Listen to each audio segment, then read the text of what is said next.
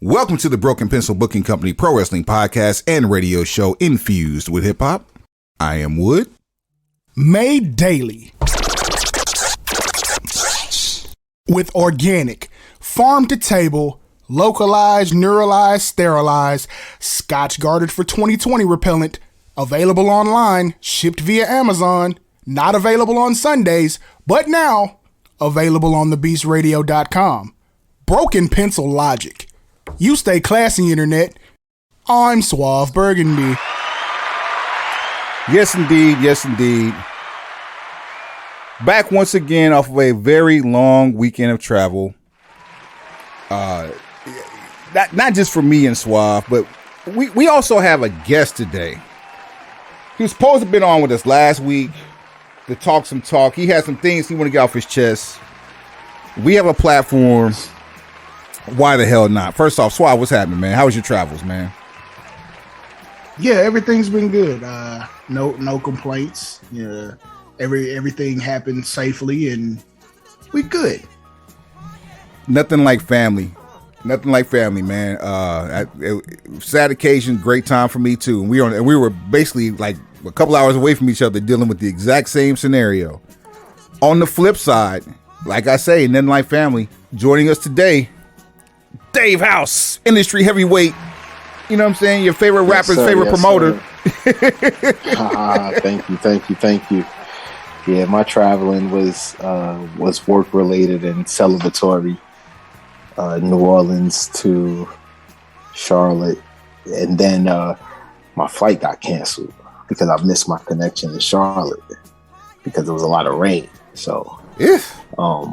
So had to spend the night in Charlotte and then down to Jacksonville for a DJ convention.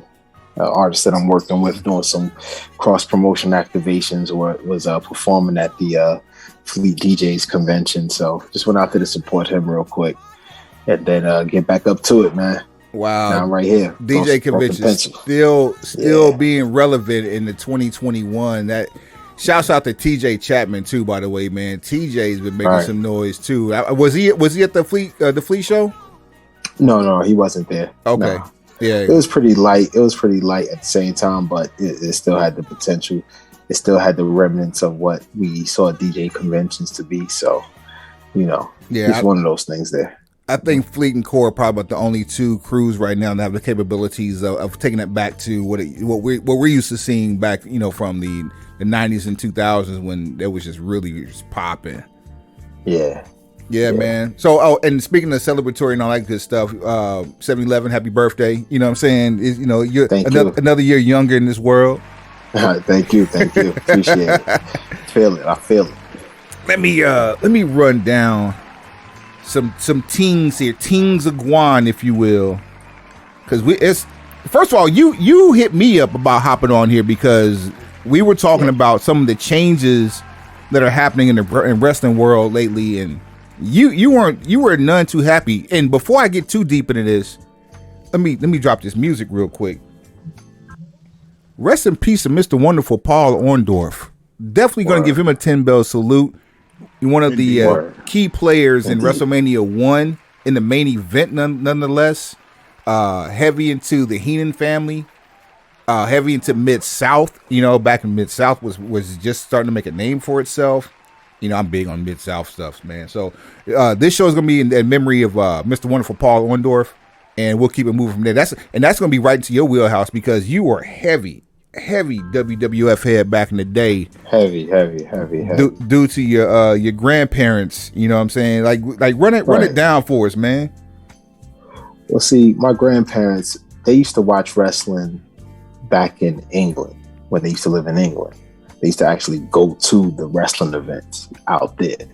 So obviously them coming to America in 1980, they just started to go to Madison Square Garden and see the WWF at that time, until before it changed over to the entertainment show that it started to become it with the whole rock and roll wrestling era.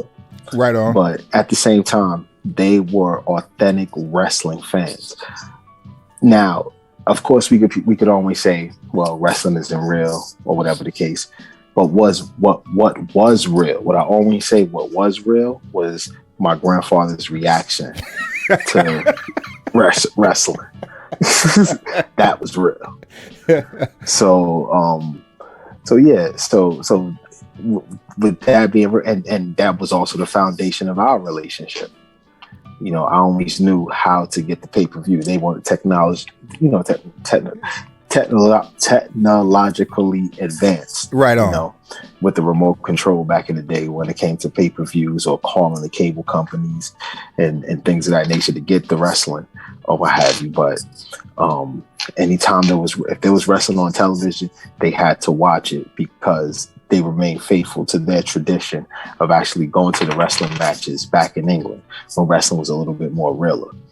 So that's where my foundation really came from. And then obviously the circus of wrestling became a part of my DNA growing up.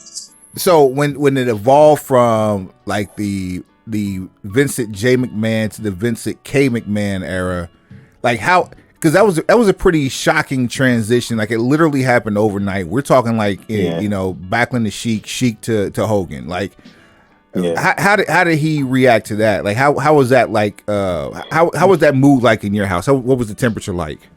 Well, see, at the same time, because of their real reaction, they would always think of it to be real as well too. Right. You couldn't tell them that it was fake. So obviously, their reaction was the reaction of choice. Okay, that's your grandfather. So just like the way we do now, like if there was like a changing of the guard, we just you take the good with the bad, you suck your teeth, keep moving, but at the same time, you're still going to react because you've been watching it. Yeah, absolutely. So when Hogan became what he became, my grandfather, they was all for it. Yeah. Now, have you been following any of the recent stuff, like any of the newer products, like NXT, like SmackDown, Raw? No. Because again, we're going back to, I'm a traditional wrestling fanatic, and the traditional wrestling fanatic that was zapped away from the product that I see today is the imagination and the nostalgia. So you're missing all that. Yeah, I'm missing the part that I can't reach. I shouldn't be able to touch it. I shouldn't be able to. It should be something beyond my imagination, something that can't happen. Like I shouldn't look at the wrestlers and feel like I know them. Man, I haven't heard that one, but I definitely. Wow. So what's so poignant about that is, Dave, we've been doing a lot of gallivanting around with some of the like independent promotions, and one in particular that we got mad love for, SWE Fury.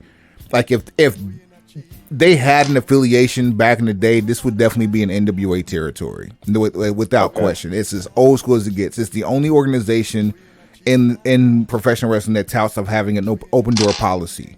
Like for instance, Charlie Haas, former world's greatest tag team champion, is their real world's heavyweight champion, and that's the name of the belt he carries is the real world's heavyweight championship. We've seen people who are under contract to other companies show up here, but meanwhile, here are the Broken Pencil Clique. We got myself, Suave Burgundy, the Petty Messiah, Ricky Blaine.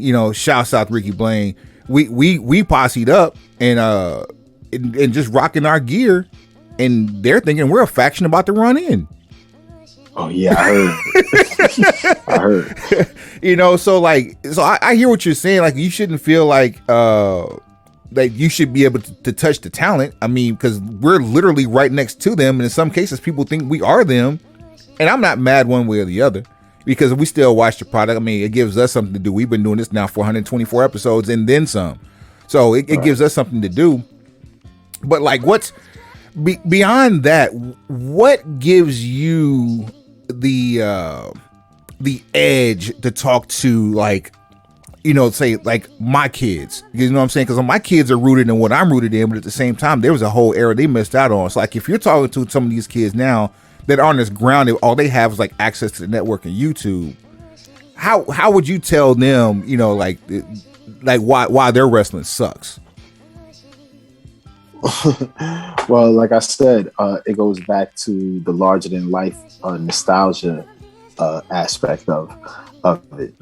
The wrestling today is not larger than life. It's life. You know, Andre the Giant versus Hulk Hogan, or all right, let's go back. Paul Orndorff, right?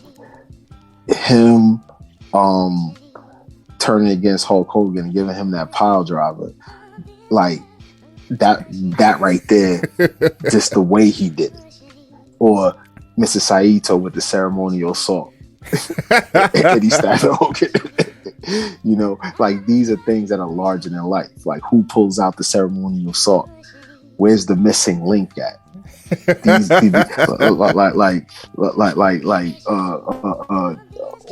What's the other homie?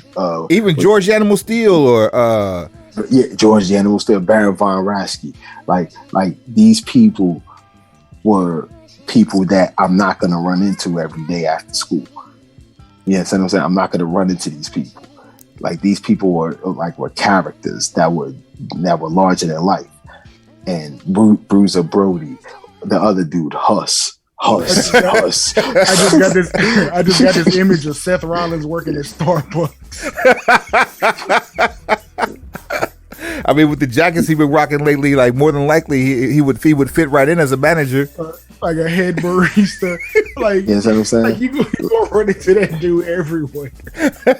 well, like the Road Warriors, like you like things. It got to be larger than life. Ric Flair was larger than life. No, I remember like it was yesterday. I was probably about 8 years old, and we were on our way to some small town in Oklahoma. We were going from Tulsa to some small town. I think it might be like the 4th of July weekend or something like that. And this is when you had world class talent that were meshing with Mid-South talent, and possibly doing there was another organization in the area, the NWF, the National Wrestling Federation. It was smaller, but you still had like some of the bigger name talent that wasn't top tier, but you recognize them, like Sam Houston. Like they would be like champions in this little place. So they were kind of like intermingle.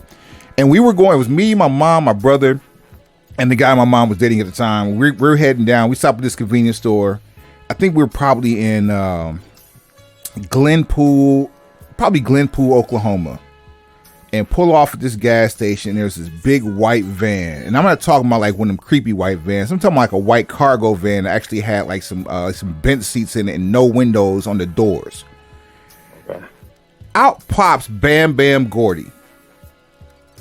Wow. And then out the front seat pops Buddy Jack Roberts. Okay. Coming out of the gas station is Michael Hayes. Strutting. Mm-hmm. Like he's in between going from Tulsa, which he was probably doing commentary for Mid-South, going to Texas, the feud with the Von Erichs more than likely, and they in the van, and here he comes strutting out of a gas station. Like no gear, no regalia, he's just strutting like he's walking to the ring. And I remember this, man. The only thing I could think to grab was just the first piece of paper I could find, which was in the center console of the car. And I swear to God, to this day, I can't find it. But my mom had a Girl Scouts calendar that she would write all her memos in. And I just grabbed the Girl Scouts calendar and gave it to the Bam Bam and asked for his autograph so he could pass it around. And Bam Bam looked at the back of it, saw it was Girl Scouts, and couldn't hold his laughter in.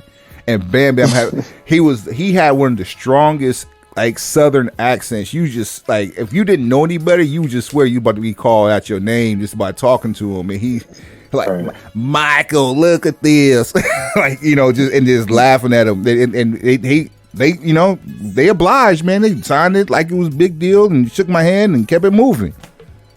But larger than life, man. Yeah, but you had to have balls to ask for people ask for autographs like that back in the day. Like now, it's just like, hey, you snap a picture because you got a phone in your hand. Like that'll get you smacked up in the rap world. Yeah. absolutely. But like I said, man, it's that larger than life. That's the difference between then and now. And even with your experience right there, seeing the Freebirds just on the street, like that's crazy. Yeah. You know, that's crazy. Yeah, I don't know if you caught wind of this, man, but Suave recently, this was it last, I want to say February or March. We actually had a chance to interview New Jack. Rest in peace to New Jack. But Suave was actually commissioned by New Jack's wife to write the eulogy for his untimely passing. Wow. So yeah. So I mean that's something that even like we're grown. I'm not the same 80-year-old kid anymore, man. And this my counterpart over here done sitting here and penned a man's eulogy just simply off his writing game. Yeah, it's crazy. Which I also do want to give a shout out to Jen Jack, aka Gin and Juice. Gin and Juice. I got a care package in the mail this week, which includes New Jack's book and some cool memorabilia, as well as the program from the service, which includes the eulogy that I penned for it. Right on, man. That's dope. Yeah, that's dope as hell. Is that online? I could research. Yeah. Actually, I posted it to my Instagram account. There's a blog on suavefromair.com that has everything written out, and and following the New Jack's social account, you still follow it, and it's still being managed and run. And his widowed wife is sitting here tweeting in real time as if she's him. He married the right one with her, Doc. That's all I'm saying. Yup, it's still up and it's stuck. Man. Yeah, what you got for Dave Suave? I'm actually sending him the information right now. Let's see. We always got to do some type of cool trivia mixtape type thing. I knew. Oh. Dave, what is your favorite cage match of all time? Very good question.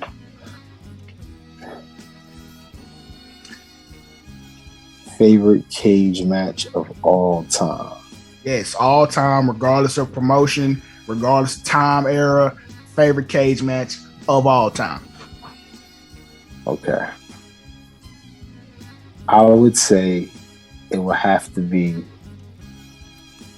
Sting, and it was revealed that it was Ric Flair when they took off the hoodie. Starcade 90, Black Scorpion. Black Scorpion. Yeah. Okay. Wow, that's the top. I'm about to go back and watch that just to okay.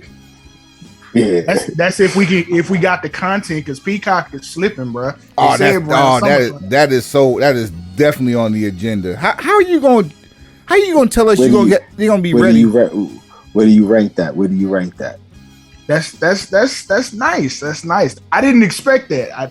I really didn't. I figured you were gonna go like early 80s or like Jimmy Snuka, Don Morocco. That's exactly what I thought he was going for. Yeah. And then I was like, top three. See, and then I thought it'd be really cool if he went Hulk Hogan, Paul Orndorff from Saturday Night's Main Event. That's always going to be in probably my top 5, because that's one of the first cage matches I ever saw, and it was on live television, at live network television at that. It wasn't like we had to get a pay-per-view to see that one. Yeah, definitely, and I liked it because that was the time Ric Flair reinvented himself. He cut off the tail of his hair, and he got I got a black baby daddy with my haircut. Yeah, he got the soccer mom bump. Yeah, yeah, man. I like that question. That was a real good question. Very good question. All right, so along those same lines, we go back and forth all the time, just dropping gems back and forth on our message, man. Give me, I'm putting you on the spot with this one. Give me your Mount Rushmore and honorable mention. Mount Rushmore and honorable mention. All right, it got to be Hulk Hogan because of what he done to the business. I understand. I get it. Then it'll have to be Randy Savage. Nostalgia. Ooh, you know what I'm saying? Nostalgia. Then it'll have to be I'm gonna throw a left on this one. Ivan Koloff. The Russian bear. Okay. Okay. Okay. Because like that's the natural villain. Straight up. The natural villain. If you ever wanted a villain, it gets no more better than Ivan Koloff as far as a villain goes. And I the can dig next it. I one, can respect that. and the next one will have to be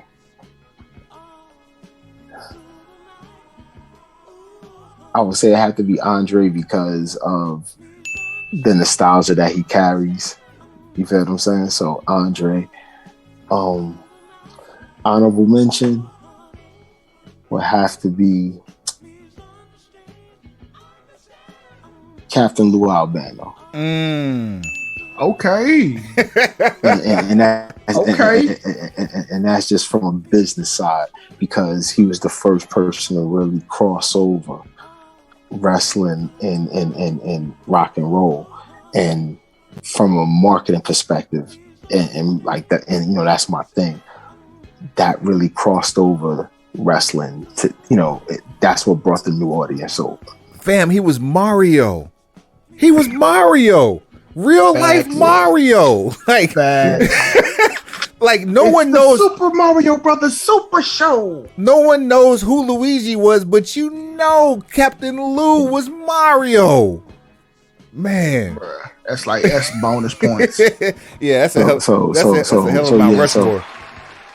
Captain Lou Albano, man. Let's not forget, everybody give their props to Hulk Hogan, but remember, you got to put Captain Lou Albano next to him because of how he was the one who really crossed over wrestling to the new crowd. Yeah, he brought Cyndi Lauper in. He was the one that brought in MTV, and you could argue that Hogan doesn't get elevated without Lou's involvement, because Lou had to be the one on the other side of that to get Hogan as the perennial baby face. And and this is Albano a couple years removed from leaving the Wild Samoans behind. And so this was, man, what a time. What a time to be alive. Yeah. Talk about it. Right on, man. So what's right now? What's on the agenda for you? Like what you've been working on? I know you've been heavy with E40 and 50. Like those are relationships that won't ever sour. Where are you? What's popping for Dave in 2021 going into 22? Since we back outside now.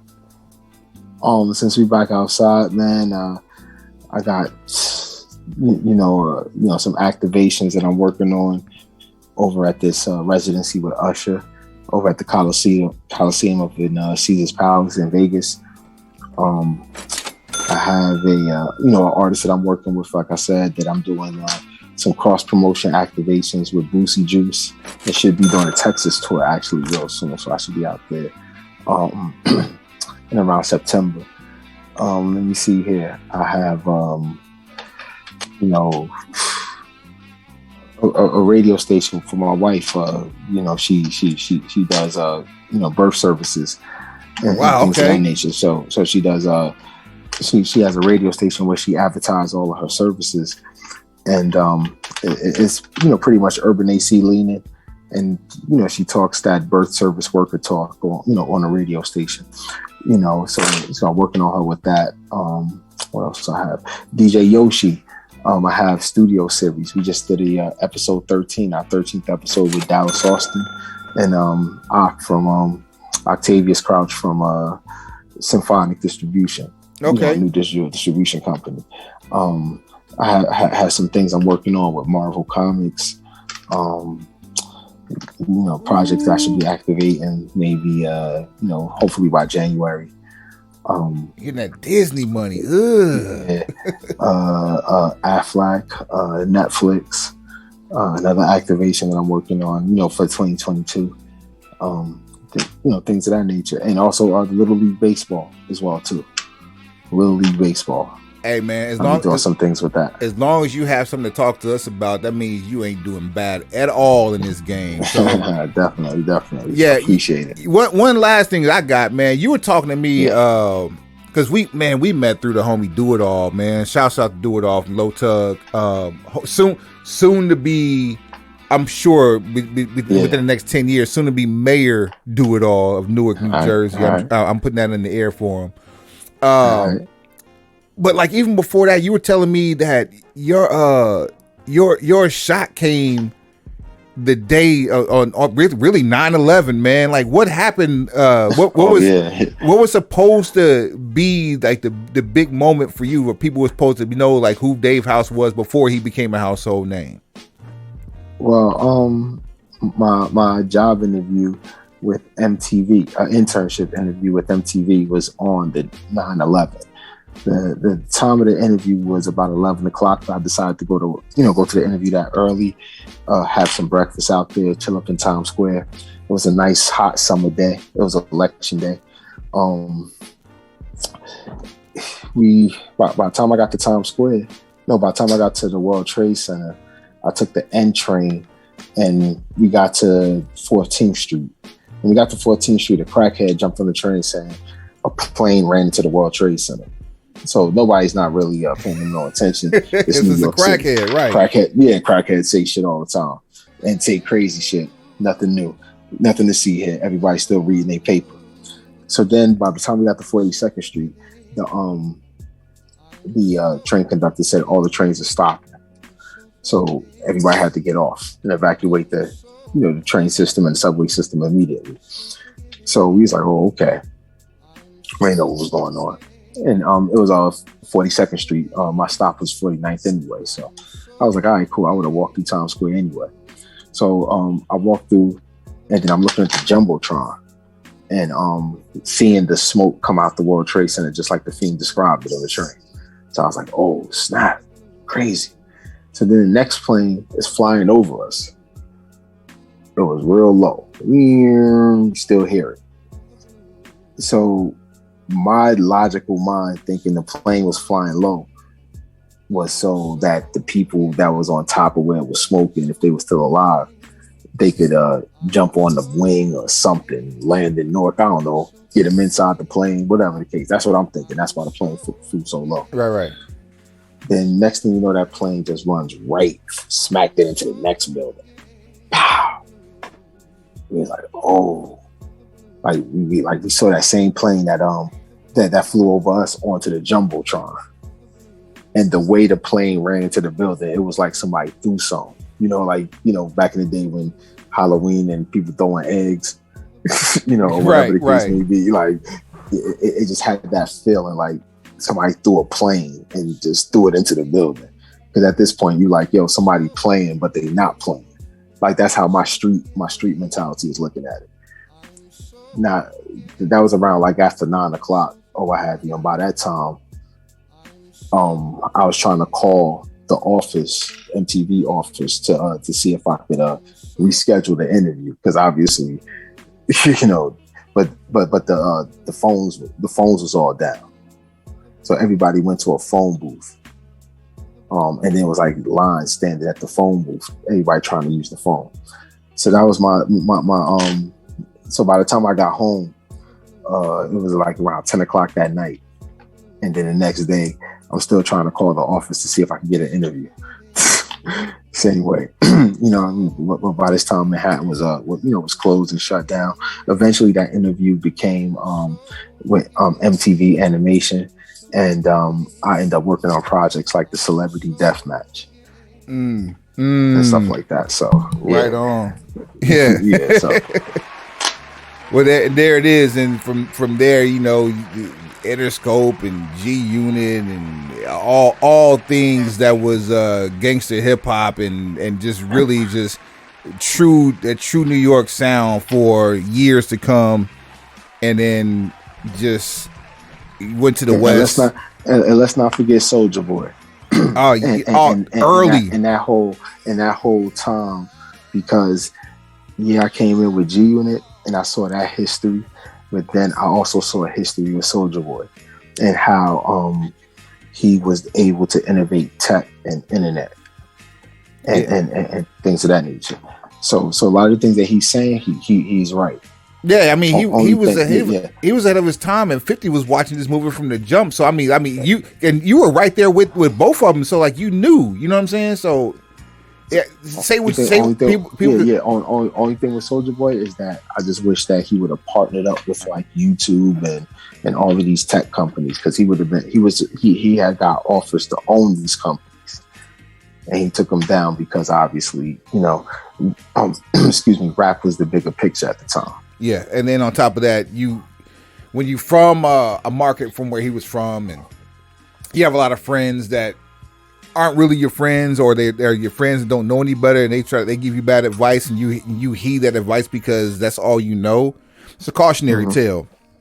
But he's still part of the 1% of the people who started doing it, that's still doing it, that makes himself relevant, whether you like him or not. You must respect what he's done, because he's put himself in a position to be financially secure for the rest of his life, and whenever he decides to expand to another generation on his own. Yeah.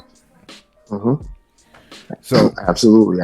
Yeah, man. Dave, we appreciate you jumping on here, man. I appreciate it. Yeah, you always got a home here, man. This is home for you. When we finally get back to doing these watch-alongs, man, we got to actually get you on.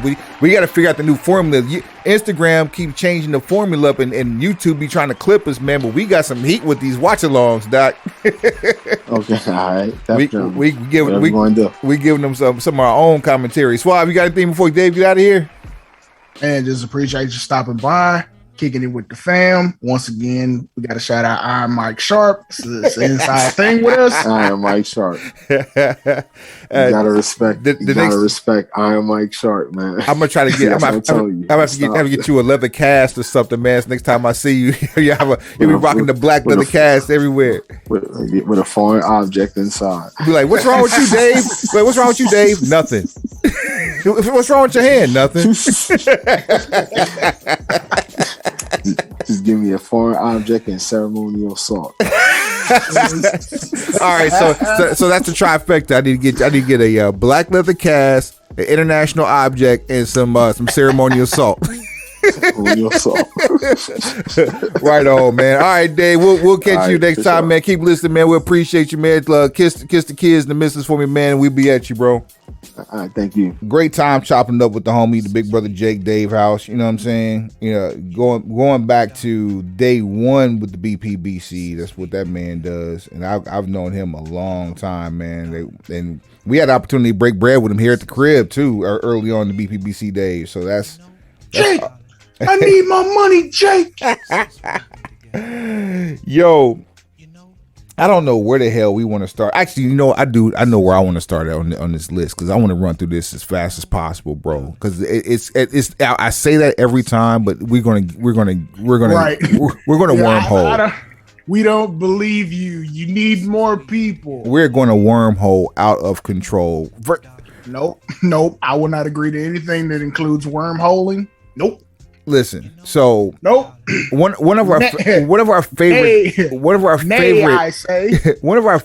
bingeable things in our TV viewing used to be the WWE Network. Why? Because you can go in there and find anything and get lost. Bum ass. And then they go to Peacock, and then they tell us we're going to give you 75% off. The Shaft for what they gave us. For the first 4 months, we'll give you 75% off your subscription costs. You know what? Whatever. We get the pay-per-views. It's cool. Let's run it. Run your shit. It's not cool. Then they, you know what? Hold on. I'm not done. Then they tell us they're gonna give us our shit back come August. Go ahead, so I can tell you what they did after you tell what you got at to this point. It's our fault. We should have never agreed to a subscription service called Peacock, because we should have known we were going to get the Shaft. Give the cock. Please don't. We're getting ready to the network this evening on the cock. We're taking the network and giving you the cock.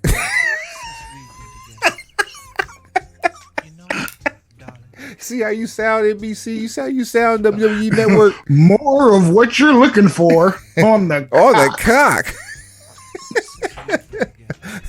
Hey, hey. There's, hey, you know what the worst thing on the cock is right now? The bump.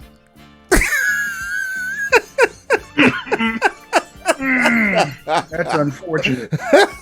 Oh, I'm just serious. That is unfortunate. I'm just serious. All right. So anyway, so that's terrible. Yeah, this is better than Poopy Pants Cena. So anyway, all of that aside, they tell us come August you'll get all the things that you're missing back, or a majority of programming will be back come August.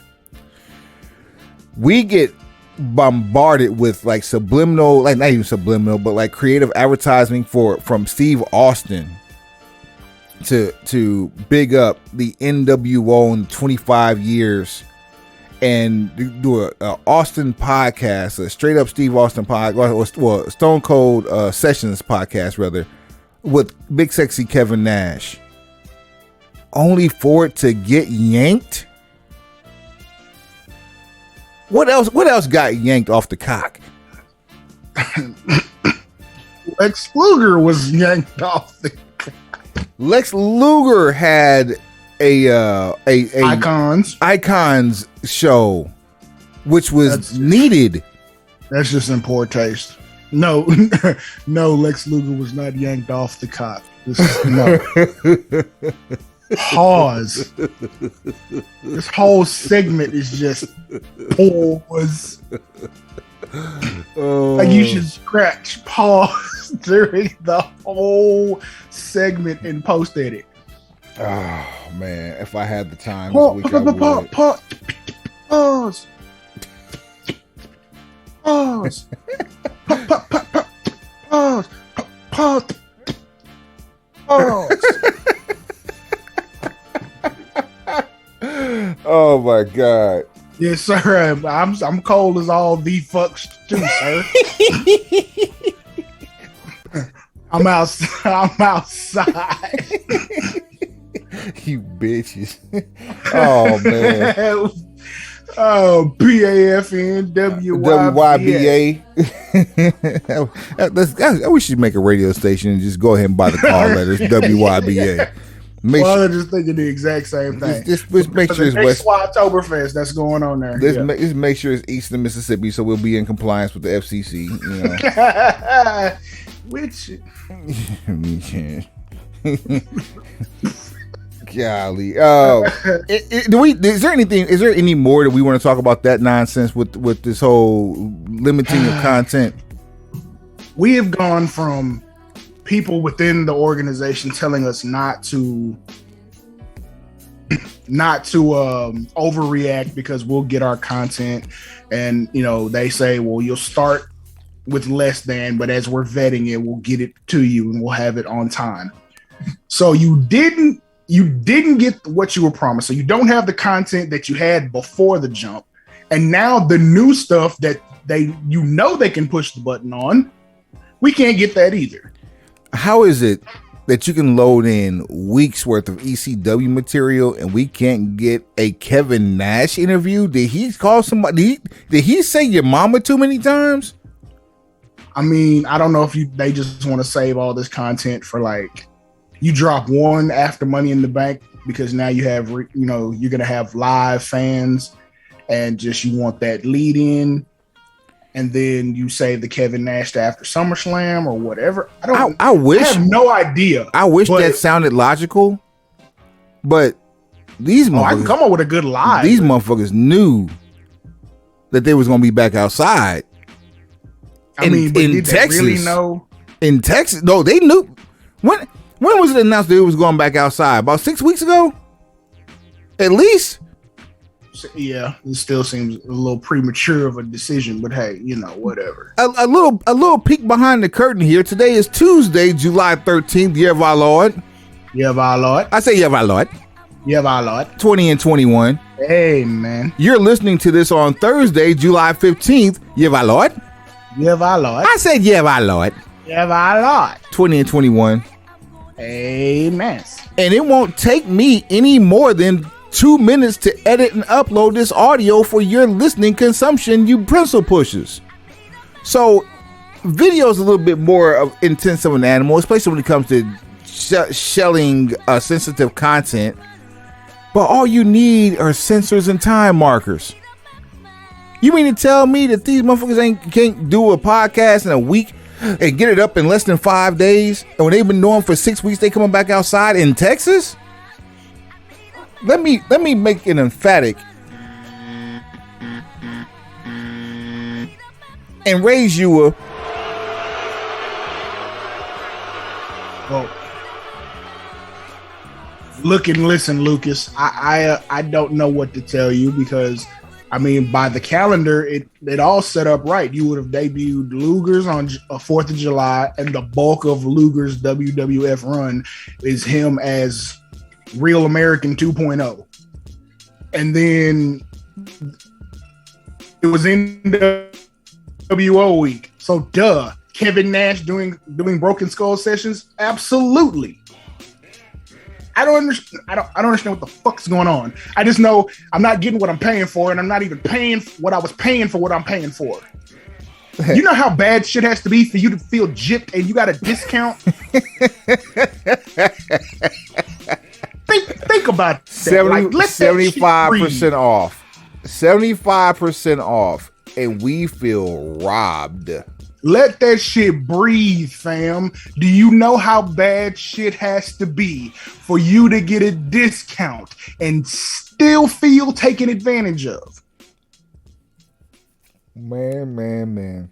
If you really wanted to have a mark out moment over someone who perennially doesn't matter, you would have had Lex Luger's icons come on after whatever, like it could have been SummerSlam. Hell, it could have even been whatever the September pay-per-view is going to be, because we know it ain't going to be Hell in the Cell, because you blew that one. You blew that wad early, didn't you? Yikes. You know it ain't going to be Money in the Bank, because that's going to happen in Texas when we go back outside. You PAFN. But what you could have did was have it around or right on, like about the time that Luger, even on the day of, because there's no rules to this shit. You can do whatever you want to do in the digital space. The day that Luger jumped the shark and debuted on Monday Nitro, you could have dropped his interview. How creative would that have been if you're going to do something with Kevin Nash to coincide with the 25th commemoration of the NWO? I'm just going to hope that in both of these situations, or at least one of these situations, they're making additions to what they had ready to roll out. Like, say it was an hour, or what? Most icons are what, 90 minutes? About an hour to an hour and a half. I think we had one. I think with the Randy Orton one was almost 2 hours. Like maybe there's some bonus footage or something. Like, I'm trying to give them the benefit of the doubt. Wink, wink, nudge, nudge. But this is dirty pool, old man. This is conduct unbecoming. You done know, seeing. I don't understand what you're doing, why you're doing it, and you can't show your work. You them puss old boy.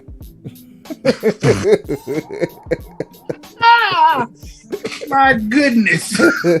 This How can this one come back from being called that? This is the hate that hate became, fam. Oh man.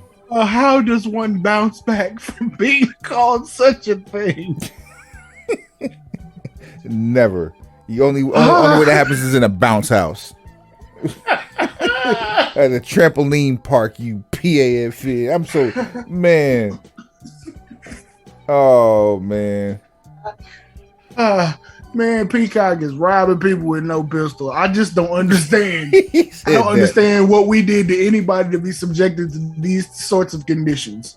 Oh man, they're not doing this overseas.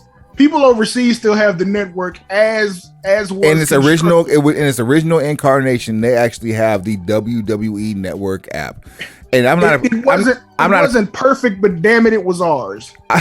I'm not. And the one thing that we complained about, we actually got and didn't know we got it until it was too late. What is that? Where you can make your own mixtape, the playlist. Yep, I didn't even experiment with it. That we started that shit. Like that is us. That is our brainchild. That is our contribution to the world through WWE. Somebody we know you PA. How many times we gonna drop PAFN? That's gonna have to be a drop. You PAFNs listen to us. You mean to tell me that one year straight listening episodes, you couldn't listen to us and tell somebody in the developmental office of the app that you need to create a playlist option so that way no one is subjected to whatever the live view is. You can make your own live view and be more fire than what y'all putting up. It's your whack ass.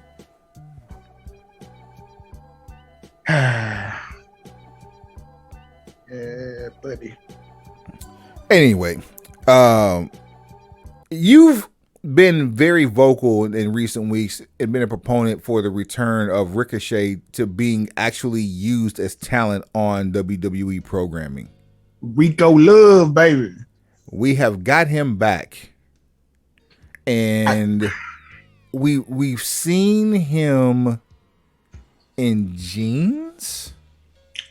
Yeah, that's the only thing. I guess you have to sacrifice something if you're going to get him on TV. It's like, well, he had really dope ring gear before, but now he was in catering.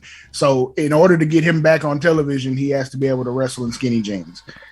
And not just skinny jeans. Like, he looks like he's fresh out of catering. Not to say he put on any pounds. I'm just saying that he literally looks like he's fresh out of catering. He took off his shirt and said, ring the bell, ref. Nah, homie looked like he hopped out the Uber taping his hands. That's that old show up. That's the old show up at the end of the TV taping with a Halliburton because your plane was late and your tag team partner is sitting here stranded and been getting his ass whipped for 30 minutes without you. That's that energy. Bruh. So yeah, he got that straight hopped out the Uber energy like, hey, we here, fam. Let me go type my shit up and see what's happening. It's up.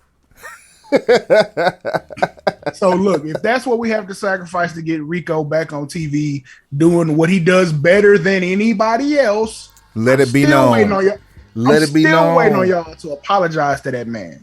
Y'all owe that man a sincere, stiff apology. Hey, did you see him troll Jim Cornette on Monday though?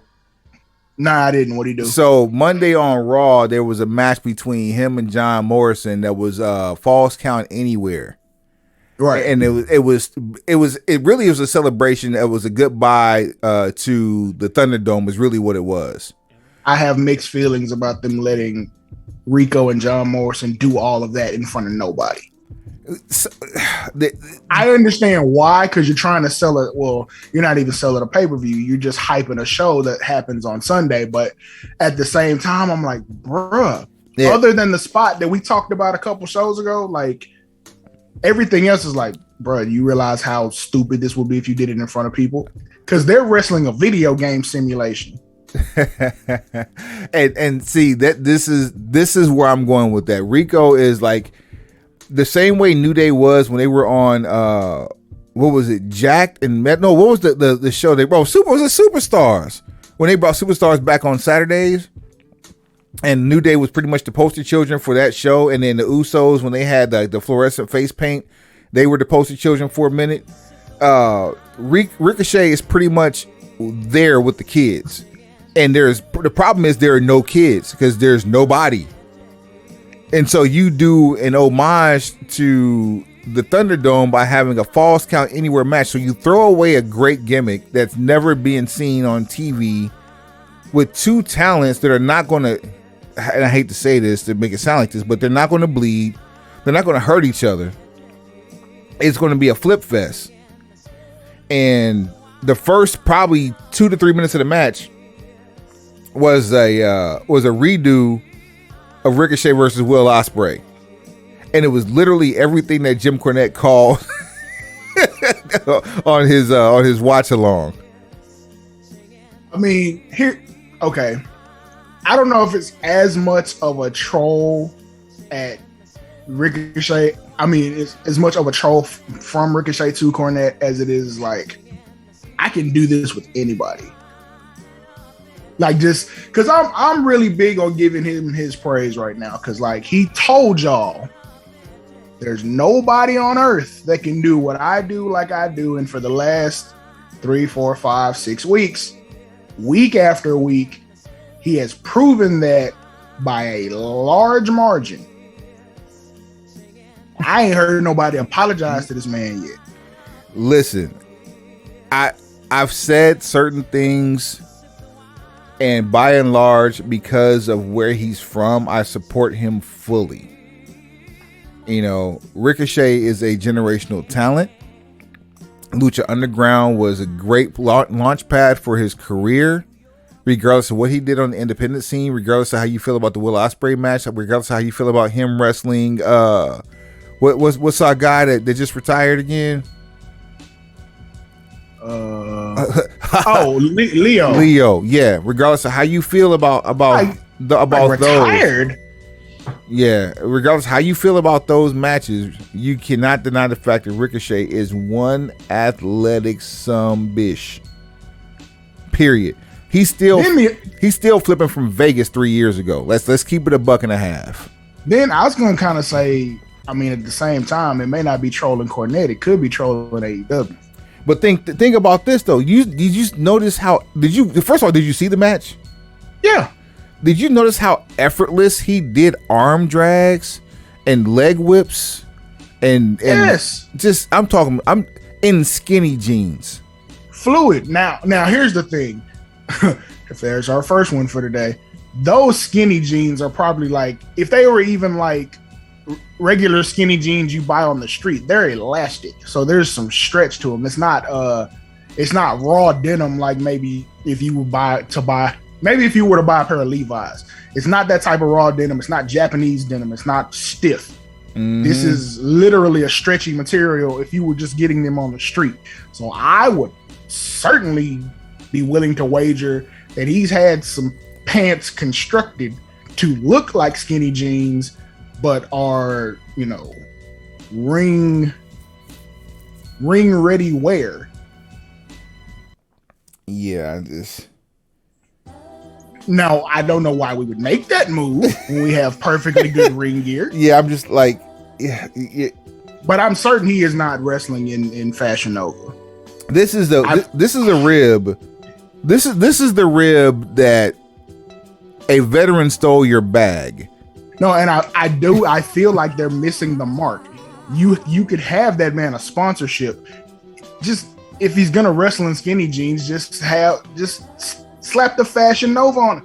You see what I'm saying? Now you want to make money, you want to try to get all these partnerships, you want these branding opportunities, and you consistently miss the mark. Mm-hmm. Who is in charge over there? Who's in charge? Some things we never know. It's just unfortunate. It's just all this money to be made, and we're just wasting it. CM Punk told y'all, so a millionaire who should be a billionaire despite himself. Well, speaking of biting noses off despite faces, what the hell was happening to Lashley? Like we saw world champion Lashley lose to, not to say he doesn't deserve it, Xavier Woods. And after weeks of being dusted by Bobby Lashley, Xavier Woods gets a pin when it matters the least. The first thing I was reminded of when this happened was when about 2013, 2014, Kofi Kingston got pins Randy Orton right before a commercial break and comes back and gets his ass beat. And no one remembers that Kofi pinned Randy Orton because Kofi was so far down the card it didn't even matter. Well, hell, at this point, we just saw something even more recent than that. Like Keith Lee smashed Randy Orton in his debut. Keith Lee. Does anybody really remember that now? If Keith Lee left WWE right now and went on a tirade about the things that happened to him after leaving NXT, no one would remember him on the main roster. You know, and here's what's even crazier. You know, somebody else who was on the main roster And there, at the time, of course, there's only one roster. But here's somebody else that actually had a world championship match in WWF and WWE. No one even really knew or really cared until he passed away. Del Wilkes, the Patriot. Well, I mean, it was 97, bro. What'd you expect? I mean, the Patriots' only claim to fame was Global Wrestling Federation. So yeah, I hear you. I mean, here's what I'm saying. Not because he wouldn't have been okay, not because he didn't, air quotes, look the part, but we just got through talking about Lex Luger. So if you weren't going to pull the trigger on Real American 2.0, you certainly weren't going to pull the trigger on 2.5, 2.13. Yeah, 2.56 beta. just by that time, the gimmick made sense. So they had somebody to cheer for, America. You had somebody to rep that. We're doing this for the greater glory of Bret Hart at the end of the day. Man. Because we got plans.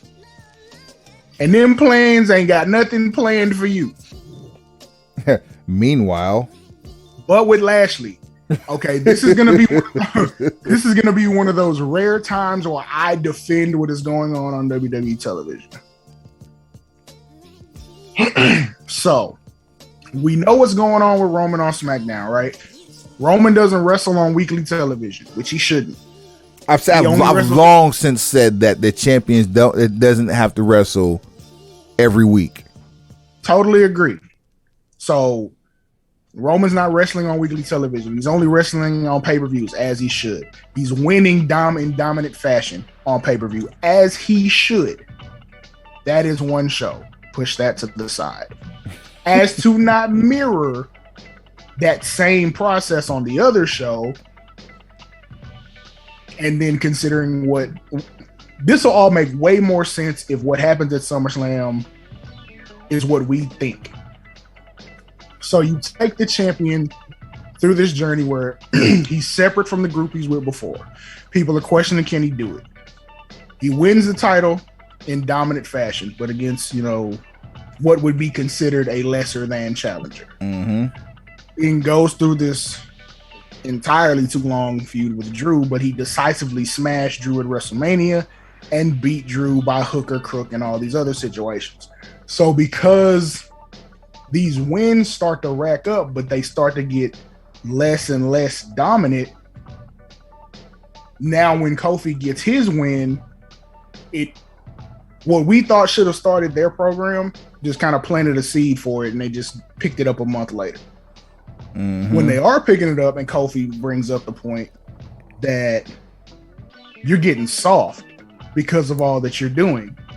So to try to prove it, he picks on Xavier Woods. Beats him up in Hell in a Cell, puts him out for a week or two. Kofi keeps reiterating. Now Bobby doesn't like losing, but because of MVP, he takes an L in a tag match, then takes an L to Xavier Woods. So now the promo that Kofi cut about him getting soft makes even more sense. And then Bobby cuts his promo, which he did a pretty good job of, about that might be one of my favorite Bobby Lashley moments. That's certainly the best Bobby Lashley promo in any of his WWE time.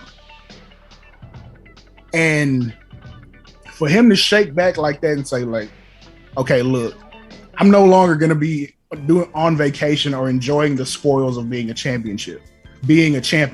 I want to be dominant. I want, basically wants to be a killer again. So now, let's say we go into Sunday. I know nobody wants to see Kofi get squashed again, but if you're booking and you're really trying to get a reaction from people online and in public, you could squash Kofi right here. Mm-hmm. And nobody would be mad.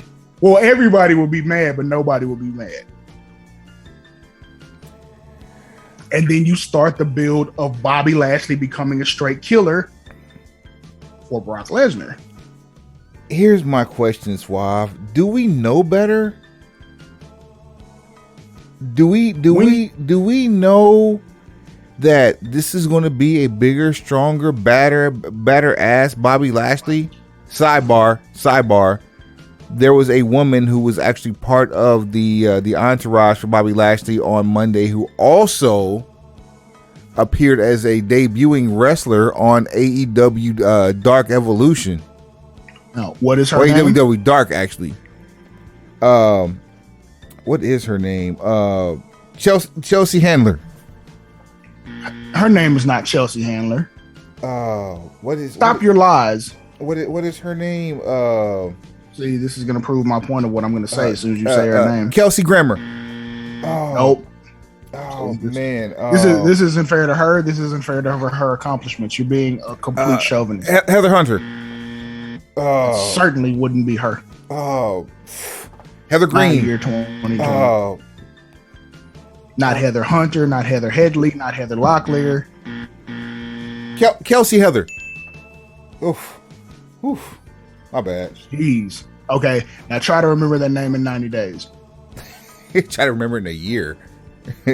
No, 90 days. Like, because she is the answer to a game show trivia question now. Which I don't understand how you get credit for being on TV and YouTube and people think it's the same thing. But cool, fam. Like whatever you want to do, man. I mean, but she technically did appear for for two different organizations on the same day. She did. But here's the thing, bro. Uh-oh.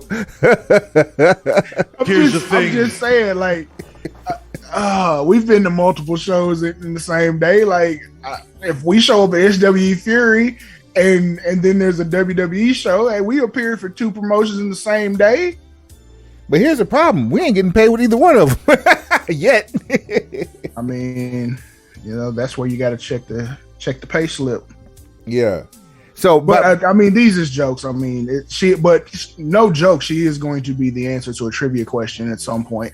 I'm just like, that's one of those things that because she's not a reoccurring talent, that's going to be really fucking hard to remember past 90 days. Bruh. But still,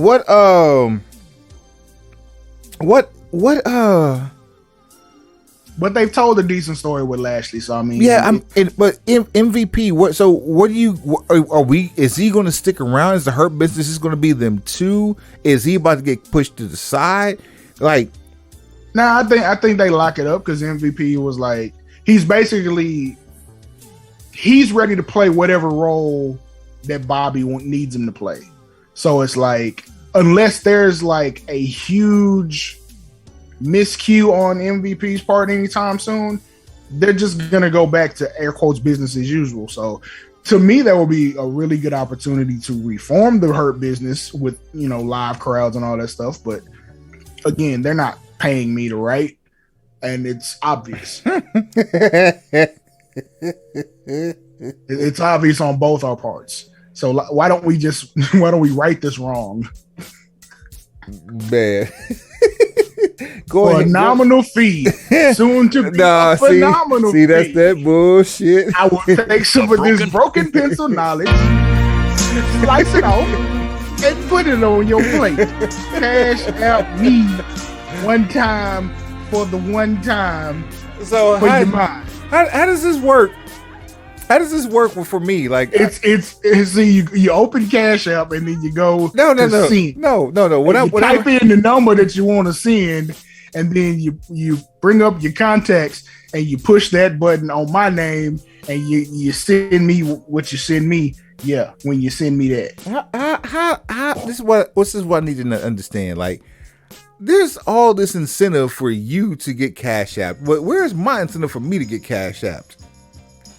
You going to write your own storylines, baby. I wrote that one. What you mean? But you should have brought it to the table in the last writers meeting. Oh, see, there we go. This what is going to be what's your thing? Here's the thing. Yeah, I'm just saying, like, what's your thing? Here's the thing. We'll figure something out, man. I have a really, really funny game that would be pretty cool, but I'm not agreeing to that for every episode either. Yeah, see, there's that. This just in, before we continue on to the other nonsense that we have going on here. Shouts out Lou Gotti. VIP Wrestling is actually having an It Takes Two tag team tournament for VIP Wrestling on July the 30th at Haltom Theater in Fort Worth, Texas. Well, Haltom City, Texas. And it will be for the new VIP Wrestling Tag Team Championship. Zip. The belts the belts look pretty dope. And we know we always talk about a whole lot of gang shit, right? Mm-hmm. Just signed on to take part in this tournament as a tag team. Journey and MLW World Heavyweight Champion Jacob the Samoan Werewolf Fatu. Uh-oh. It's a whole lot of smoke in the city. We got 2 Fatu tag teams in professional wrestling. This is very, very interesting. And if we see Journey and Jacob anywhere else, we know we got them here first because, bitch, Texas. Back to our regularly scheduled program. Let's see. Back outside. Oh shit! I know what we got to do today. What it is? I will get to it here in a second. Let's see if we can work through the rest of this agenda. Retribution reincarnated. So Flapjack. No, it's not Flapjack. It's Jack Rabbit. Jack Wagon. Jack Frost. Jack Harlow. Jack Nicholson. Jumping Jack Flash. Jack Mehoff. Jimmy Jack Funk. Cactus Jack Manson. Jack the Ripper. Jack and Jill. Kangaroo Jack.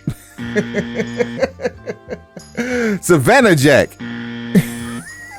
Jack Dempsey. Jack and Coke. Daniels. That tells you where we at with it. Slapjack. Jack Evans. Slapjack and Mia Yim. Well, Slapjack is no more, and Mia Yim. What was Mia Yim's name? Crossface. Stankface. Armbar.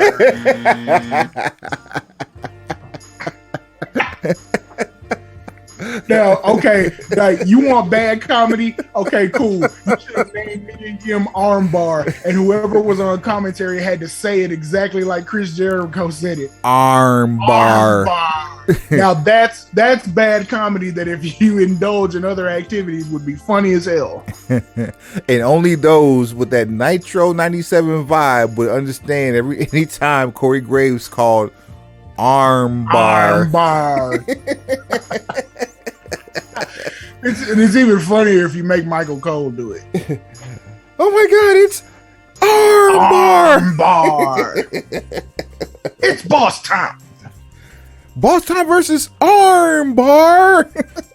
Oh my God. Oh yes. Yeah, absolutely. Now, the best bad comedy comes from the inside joke. So you have to cherry pick the past and entertain your 18 to 34 and then your 18 to 49.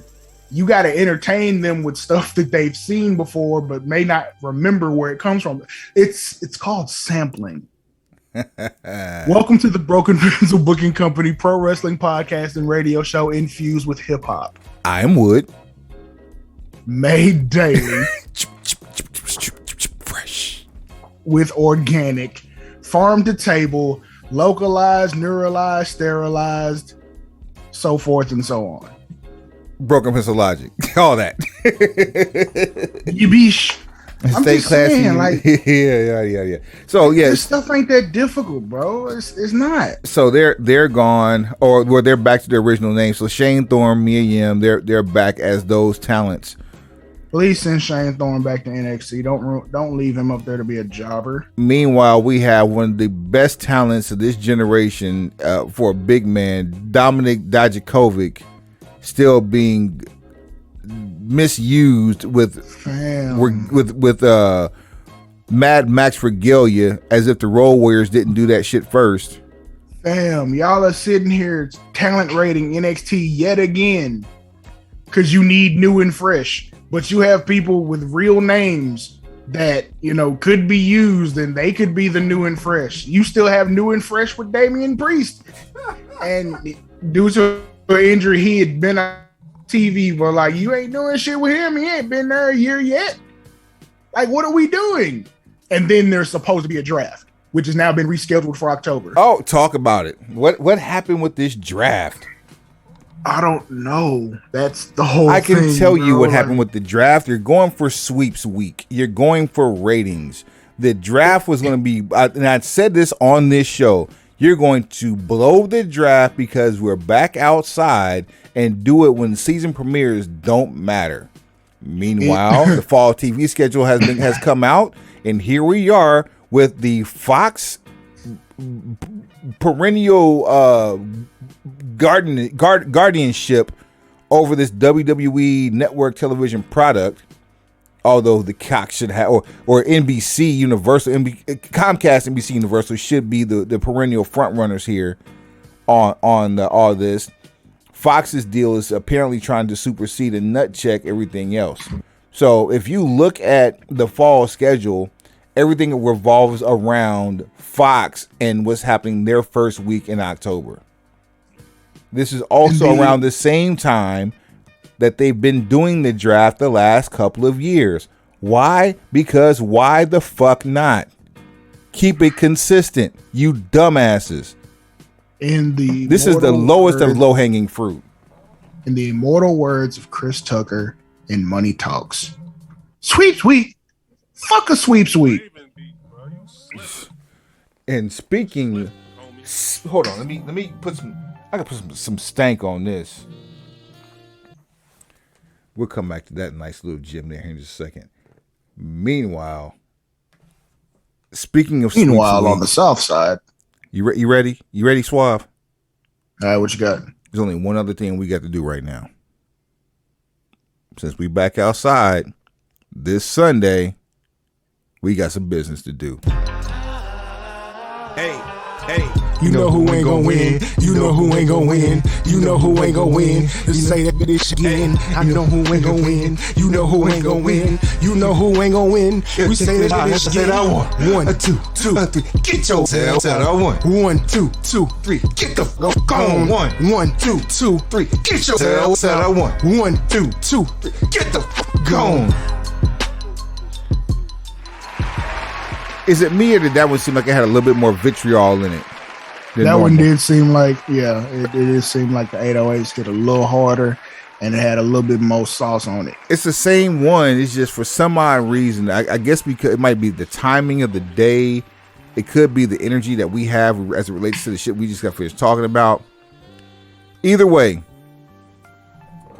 we have a pay-per-view this Sunday. Sunday. As we go back outside the Dickies Arena in Fort Worth because, bitch, Texas. Money in the Bank, WWE. Let's run down the card real quick. I'd like to give a side eye to WWE for failing to respond to our media request. It's quite all right. They'll be asking. I was told by Sarah in marketing for the Dickies Arena that the request had been forwarded to WWE and they would be responding. To which we've heard nothing. No response. Not for nothing though. I have heard and have seen that these things can happen as little as 24 to 48 hours from the date of the event. So don't be surprised. Would you hurry? I got shit to do. We like to plan our lives around the women that's in them. Holy. Yeah. I'm not finna be out here waiting on you all night. WYBA. Oh man. Let's kick off. If there was ever a match that was ready for the Tell me what pre-show. your interests are. Who you be with? Oh shit. Hey, you gonna be here for a while? I'm gonna call my crew. Yeah. Hey, can you imagine Val Venus spitting that one verbatim? You're gonna be here for a while. I want to Chief call Morley. my crew. You're gonna call your crew. We can rendezvous at the bar around 2. Absolutely not. AJ Styles and Omos, your WWE Tag Team Champions for Raw, taking on the returning Viking Raiders. Oh my God! If there was ever a match ready for a pre-show, this one's it. Suave, who ain't gonna win?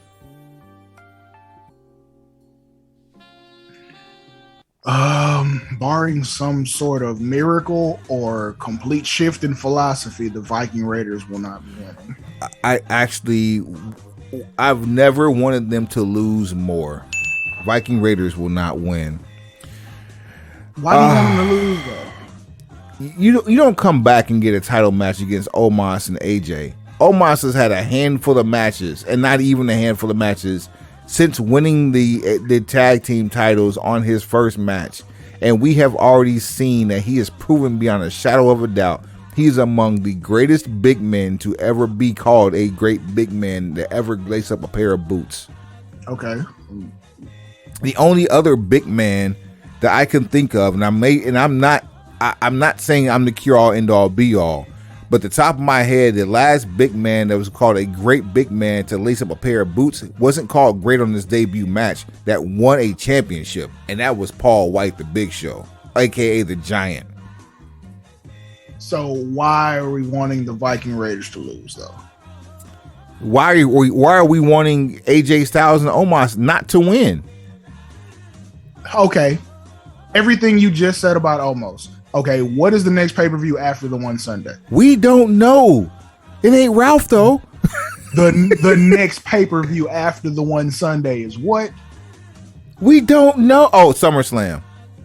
Yeah, see? You see what you're doing right now? Okay. Look at yourself. Okay, SummerSlam. You want something for AJ Styles to do that matters, that makes sense, because you're not going to find another tag team to give him a match in front of people. He's not going to do that.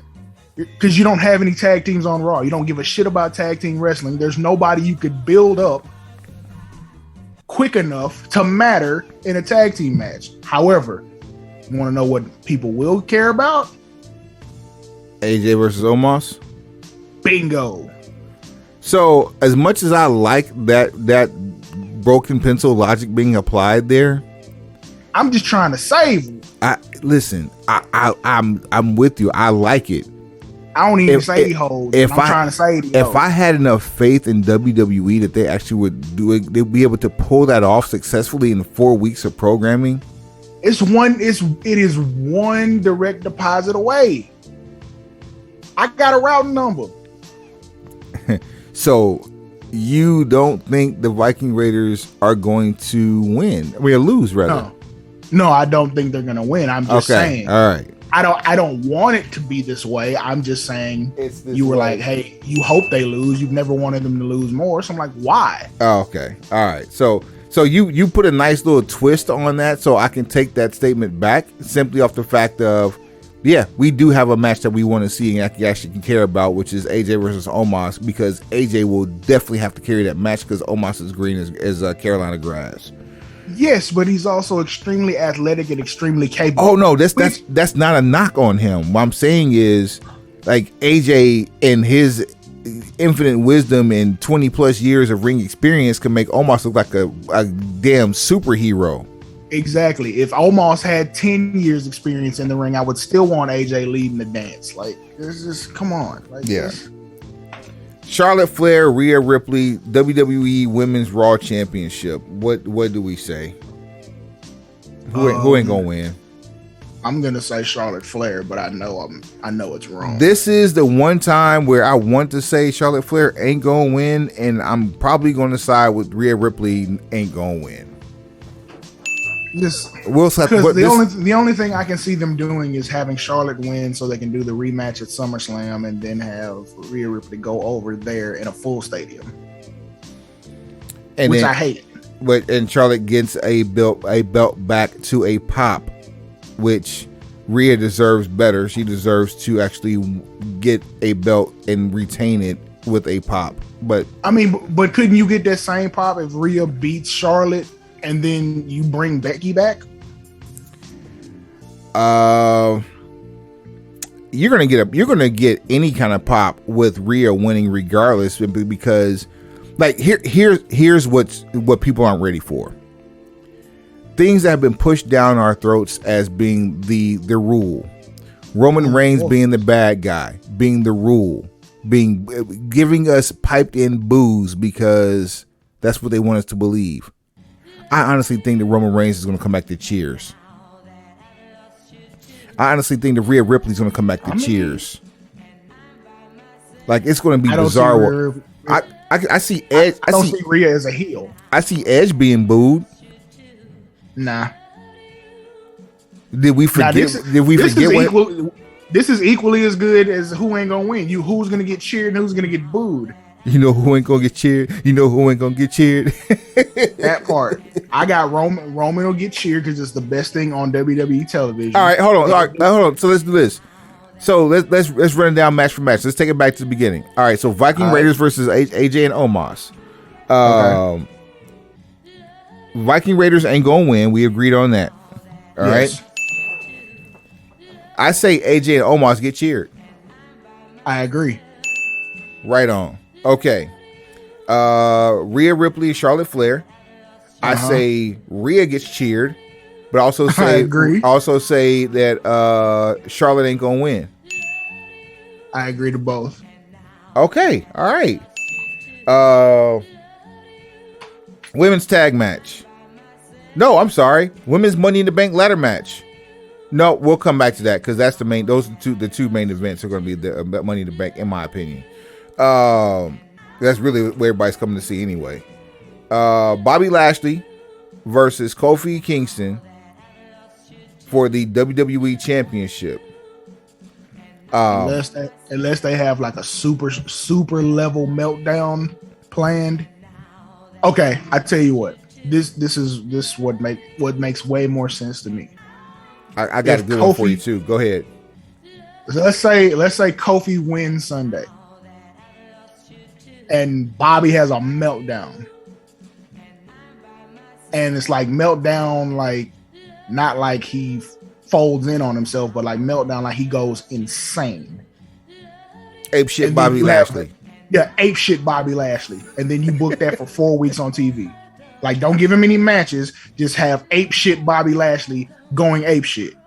And then the only way you can get him to stop going ape shit is to give him his rematch at SummerSlam.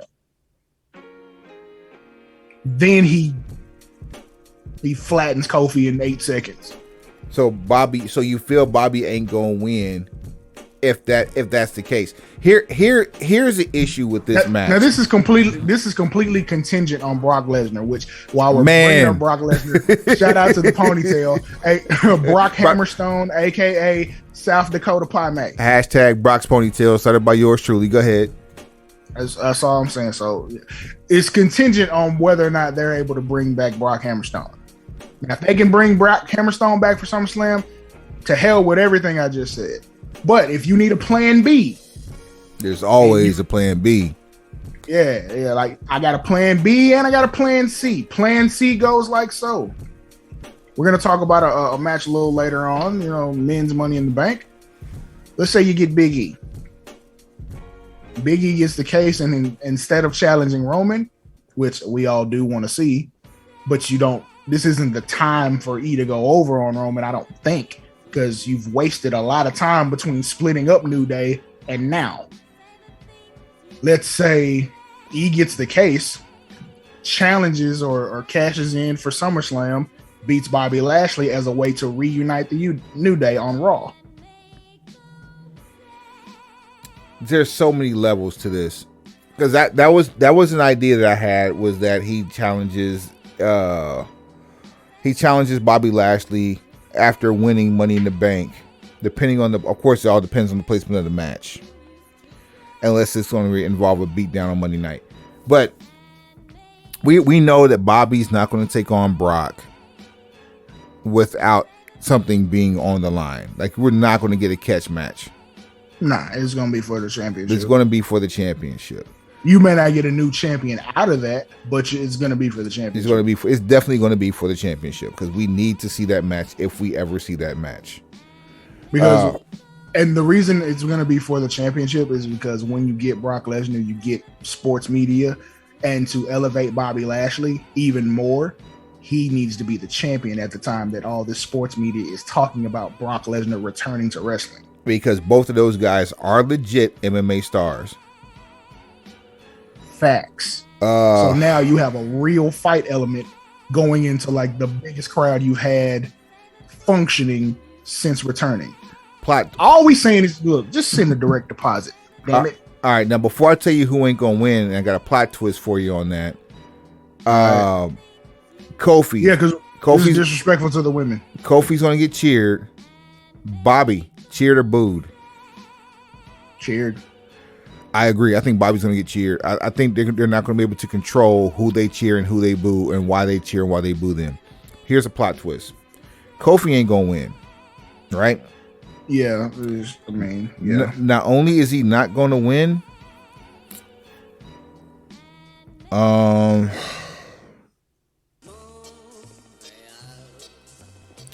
we don't get Lesnar like we think we're going to get Lesnar. We get DC instead. I mean, I applaud you because you have so much resolve. You're so resilient. You refuse to give up on this idea. You heard the hesitation. This is the first time in 3 years you've heard hesitation as it related to this whole theory. But you've got stick-to-itiveness. You've got moxie, kid. So, what's your finish, kid? I'll move. It's like, bruh, I mean, we not get Daniel Cormier. I mean, we could, but I'm sick of putting that kind of faith in them. Like, if we can't get real combat presentation with the real combat people you have on the roster now, why am I supposed to believe that you're going to go out and get another real combat athlete and bring him into this environment in a real combat situation? It's already sickening enough that we're going to finally get Shaq versus Paul White, and it's going to happen in AEW with both of them damn near 50. No, that shouldn't happen. Oh man, it shouldn't. It shouldn't. Not in that environment, because that environment is not structured enough to pull something off like that without hurting someone. Especially because you don't know how to tell people no. Especially like Matt Hardy. The man can't run, but he cracks his head open like a fucking coconut. Like, nah. So yes, all of those things. I really hope this match is the last match of the night, but for the sake of conversation, we're gonna put it on right now. The women's Money in the Bank ladder match: Asuka versus Naomi versus Alexa Bliss versus Nikki, almost a superhero, versus Liv Morgan versus Zelina Vega, who returned to SmackDown last week. Versus somebody in the house did not talk this through. This ain't even worth talking about. It's so sad.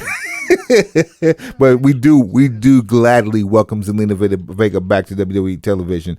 It's like he dug his way under the fence and she was digging her way in from the other side to rescue him. She was cutting razor wire to walk through. Like you look up and now you're still on opposite sides of the fence. Like, what the spy versus spy. Communicate. Whatever relationship you have with whoever you have it with, communicate. Right. Versus Natalya versus a player to be named later. So my question is, A, is this player to be named later going to be determined in a match on SmackDown Friday? Or B, is that player to be named later Sasha Banks or Becky Lynch? That player to be named later should be left as player to be named later until Sunday. You're not selling $50 or $60 pay-per-views anymore. You're selling. This is the last of a $2 pay-per-view here. You know what I'm saying? Yeah, you're selling $5 subscriptions. Anybody who ain't subscribed yet ain't finna do it based on what they see Friday. Whew. Please and thank you. Leave this a secret until absolutely possible and necessary. This ain't that 2001 energy, fam. A go home show was what you bought tickets off of. I need you to have 1996 energy. I need you to leave this a secret till match time. So I can tell you who ain't gonna win. Looking at ain't gonna win. Because no, it doesn't sound like anybody. Doesn't sound like much with anything that's been presented. Like Liv Morgan would be interesting because you haven't done anything with her at all. That would be really interesting. Asuka won it last year. Naomi is rendered useless. God bless her soul. Alexa has won it before. Nikki, that would have some interesting. That would be interesting too. This Alexa we haven't seen. So if they continue to perpetuate this fiend-esque Nikki Alexa Bliss, we got on to something. Nikki, are they still going to be able to do stunts with her in this new character when crowds are back, or like have they been practicing on that stuff? Anything's possible, especially if we saw a 6'7" fiend. Nah, but you did that under the guise of like nobody else is there. Like you got to get out of that quickly. Yeah, there's gonna be people pointing out all the bullshit. They all got smartphones and they all are connected to the internet. Liv Morgan, dope, but not going to get it. I can't see her as a champion long term, or at all for that matter. Zelina Vega deserves it. They're not going to let her. They're not going to let her eat caviar her first night back.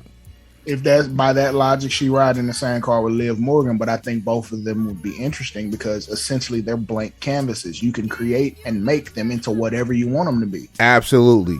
Natalia, been there, done that, got a t-shirt for it, but like she wants to use her legacy to her advantage, and I think she's onto something with being the first woman to help to hold all the titles and then go to NXT and win that title too, and she walks off as the female version of Kenny Omega. I love that idea for her. That seems something like more suited for Charlotte. Eventually. Not right now, but eventually. No, I'm just saying just the whole belt collector gimmick, like that would be, that's the one way you could keep putting championships on Charlotte and it would be interesting. And so that leads me to believe that the winner of this match, or the person who I think ain't gonna win, is someone who we just named. Who that? How many people we just named? No, I lost count. I wasn't counting. All of them. Those who ain't gonna win. The player player to be named is player gonna win to be by named default. later ain't gonna win. It's gonna be the winner. So I've read a couple things that say it might be Sonya Deville. Oh wow, that the authority figure coming back. Yeah, so that's dirty. Oh, hey, but look, it's on Fox. So woman in charge, woman, in dual roles, wielding a lot of power, but also, hey, I'm just saying, know what the climate is right now. Hey, and I've said too that Scrap deserves some shine to actually perform on TV if he still has a couple of matches left in him. Why not do it while you're employed for the E? No one's ever really seen you on a large scale. Handle it. So yeah, I like that idea, and it still proves what I'm saying is right. That people that I named off that's currently in the match ain't gonna win though. Yeah, I mean, and other than that, I mean, you got the option for returning Becky Lynch. You got the option for who else do we have on the Sasha list? Banks. Sasha Banks, which I think she was always the challenger for SummerSlam. So if you don't have to rush that, then don't. And I think it shows that they weren't in a rush to rush it. by having Carmella versus Bianca Belair on Friday as opposed to on Sunday. But you see the irony in how many people they just fired. Yeah. And now when somebody goes down to injury, you're scrambling and you don't have anybody else because you haven't built anybody else. Yeah, no one else there that you built up without snatching somebody from NXT and then ruining their NXT career. I'm just saying, like, you're doing a disservice to your champions because now they don't have suitable challengers. As far as the cheers and boos go, it doesn't even matter in this match. I think every woman in this match is going to get cheered. Oh no, they're gonna turn up because just being in front of a crowd, everybody's adrenaline is gonna be a lot higher. And I know they were back in front of people for WrestleMania, but like that's a lot of people scattered about a stadium. It's not full to capacity. This is gonna be inside of an arena where it's a little more closed. The sound doesn't, bounce off the top of a dome and then back down. Like it's gonna be a very This is a redesigned building. So you're going to get the best of big game environment for an arena that only holds about 17,000 people SRO. That said, I also think that if they hold an audible based off of reaction, Zelina Vega is at the top of that list. I think we might see tears from her, just from I can imagine her coming out in Dallas or in Fort Worth and having a crowd pop so loud that she gets teary eyed. I can see that happening. Over under 50% that there's like more than 3 people crying before the bell rings. Because I feel like when all the women, because here's what I feel like is going to happen: the women's Money in the Bank match is going to start the pay-per-view. So after you introduce all the competitors, there's that one moment where they're all standing around before the bell rings. The crowd's going to chant something and there's going to be like an emotional moment. So here's the one way. And I mean, in my Vince McMahon voice, we make movies. Here's how you break that up. Remember back in the day, especially on SmackDown, where you would have staff meetings as the show got on the air. You would have the entire locker room on the stage, and then as you're like pumping the crowd up, you start the first match as you send everybody else to the locker room. I like that idea to prevent what we're talking about from happening. I actually would like it better my way though, because you put all the talent on stage for WrestleMania, so like you had that moment, right? Like you need to do something different because like trying to re-milk that moment is going to seem disingenuous, and you can't afford to look disingenuous or look anything other than gracious when you're getting back outside. Because if you start trying to pitch too much woo, it's gonna backfire on you. You pitch too much woo, you're gonna get some tang. That's all I'm saying. Woo tang is on your brain. Let's see. Men's Money in the Bank ladder match. Oh, you didn't give me your prediction. I'm gonna take player to be named later. Okay, all right. As the winner, so everybody else that we named off ain't gonna win. Yeah, so nobody took anybody else from the field. That's an indictment on WWE's handling of the women's division. Here's another. Here's one I think is going to turn for the worse for the company. We have the men's Money in the Bank ladder match for the men's contract. Ricochet, John Morrison, Riddle, Drew McIntyre, Big E, Kevin Owens, Kingsuke Nakamura, and I would like to offer a what's the word? An alteration on that name for Nakamura. It should be Shin's King Nakamura. Again, if you will set up a direct deposit for a nominal fee, soon to be a phenomenal fee, I will slice off some of this broken pencil knowledge and put it on your plate. And now, it's things like that make me a necessity around there. And now here's the crazy thing: as I'm pressing the damn button, it doesn't fire off because I hit that UE button on accident. Now that's crazy. King's K. It's Shin's King. I said King's K. Well, whatever, fam. Whatever. I said sew it in. And Seth Rollins. I think everybody in this match gets cheered except for Drew McIntyre. No, Drew's getting booed on the cool. On the cool. Thank you. I swear to God, Fort Worth, if you know what's good for you, just do me this one solid. Because I guarantee you, Drew will not be offended by this at all. I promise he won't. Yeah. Boo him. Yeah, please boo him. Because all he's gonna do is play to it. Boo him, please. This whole sword and motorcycle storyline with Jinder. In fact, Jinder's probably gonna be the reason why he doesn't complete this match on the cool.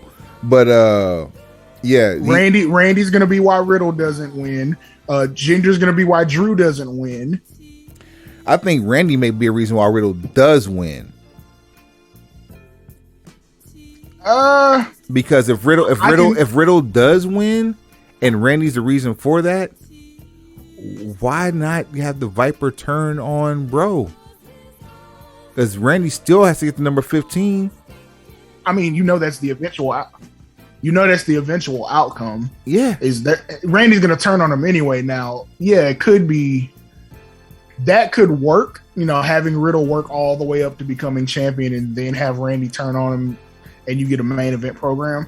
What's more likely to happen is that Riddle gets all the way to cashing in, and then that's when Randy turns on him and costs him his title opportunity, and then you get their program out of that.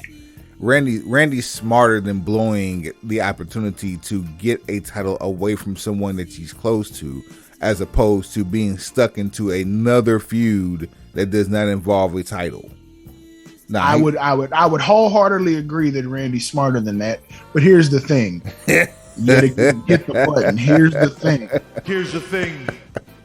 You then have to advocate for that person that you're going to end up in that program with to complete the mission. Now, we've seen Riddle get a lot of television time because he kind of mirrors an old RVD and has his, goofy, silly moments. And he's a perfect conduit for the bad comedy they write, because all he has to do is play high and it's funny. That's it. Literally, they can write him the worst material ever, but if he delivers it like he's stoned, it's funny. That's literally the beauty of a stoner gimmick. All of them are the exact same. We've never had a stoner gimmick where the stoner wasn't a comedy fodder for the rest of the program. But when was the last time you made a stoner gimmick the world champion? Rob Van Dam. And how long ago was that? We're talking probably 2007, was it? 2006 or 7. How long did that last? 3 weeks total with two belts. Thank you. This has been my TED Talk. So who ain't gonna win? Everybody not named. Wait, go over those names in the match again. This is Ricochet. Shinsuke Nakamura, Morrison, Riddle, Drew McIntyre, Big E, Kevin Owens, Seth Rollins.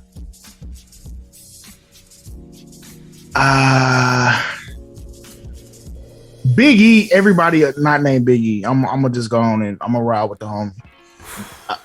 I know I'm setting myself up for failure, but yeah, Big E's my pick to win. So everybody not named Big E is, they ain't gonna win. I'm gonna go completely left here. I'm gonna go everybody, and I'm looking at this list, and there's two names that's poking out at me. Everybody not named Seth Rollins. Yes, he's the perfect guy to carry the briefcase because he's gonna make it fashionable thing. He's gonna be he's gonna make it fashionable, and he's gonna make it a thing every week until he decides to cash in.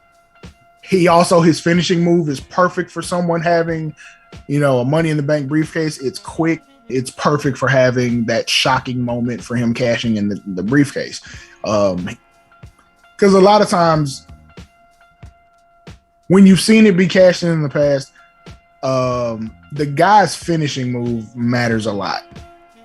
Like when Seth Rollins won the title, him using the curb stomp worked to his advantage because it's like, you were able to get rid of Brock and end up pinning Roman off of that. Whereas, like, had it been pick someone else with not such a defined finishing maneuver. And Riddle's setup it requires too much in a match like Money in the Bank. Big E can do a big ending, and then would have he basically have to pop up and then run up the ladder, and hope that his big ass doesn't cave the ladder over or in. I mean, Big E's gonna be able to do a whole lot of stuff in that match that most people won't be able to do, but yeah. And this Ricochet and John Morrison is going to be a sideshow. I hate to refer to them by that old term, but like for those of you who know the term spot monkeys, man, I mean they're the sacrificial lambs of this match. They're the ones that are going to do all the impressive aerial shit. I tell you a sleeper though, if anybody can win this ladder match out of nowhere, Kevin Owens. Oh, which brings me to my booking moment of clarity I had last week. And I was watching Kevin Owens where he did the whole thing with calling Paul Heyman, who for some odd reason has reportedly been removed from Talking Smack. It's like every time he gets something right, they take it away and try to redo the formula and it falls flat. The only saving grace about that is that Pat McAfee gets more mic time. Man, but there was a whole era. There was a whole era of Talking Smack that begot Talking Smack the way that we know it. That involved Daniel Bryan, The Miz, and Renee Young. Right. Like, just when you get it right, you mess it up. And then you got it right again and messed it up again. Like, we can't have nice things. But when I saw Kevin Owens having that conversation via speakerphone with Paul Heyman, it kind of made me think about, I know they're saying that if he gets Money in the Bank, he's going to go after Roman Reigns. Yeah, okay. I don't see anybody beating Roman anytime soon. Maybe not even at WrestleMania. What if Kevin Owens was to take the Money in the Bank contract and cash it in NXT? And that's how you get the title off of Karrion Kross when you get ready to bring him up. Bruh, here's a bigger fish to fry after watching NXT this week. Samoa Joe got put to sleep by Karrion Kross with his own sleeper. Well, how fast do we get Samoa Joe out of perennial semi-retirement to find out who the real killer is? That must mean they cleared up a lot about his medical history while they were clearing up his contract status. That's what that tells you. The fuck? I'm reminded of your Triple H. The fuck? You see? Looking for 3. So all I'm saying, man, is like this stuff happens for a reason. None of these are coincidences. We're getting out of the snow globe. So some of this stuff is going to start to get real.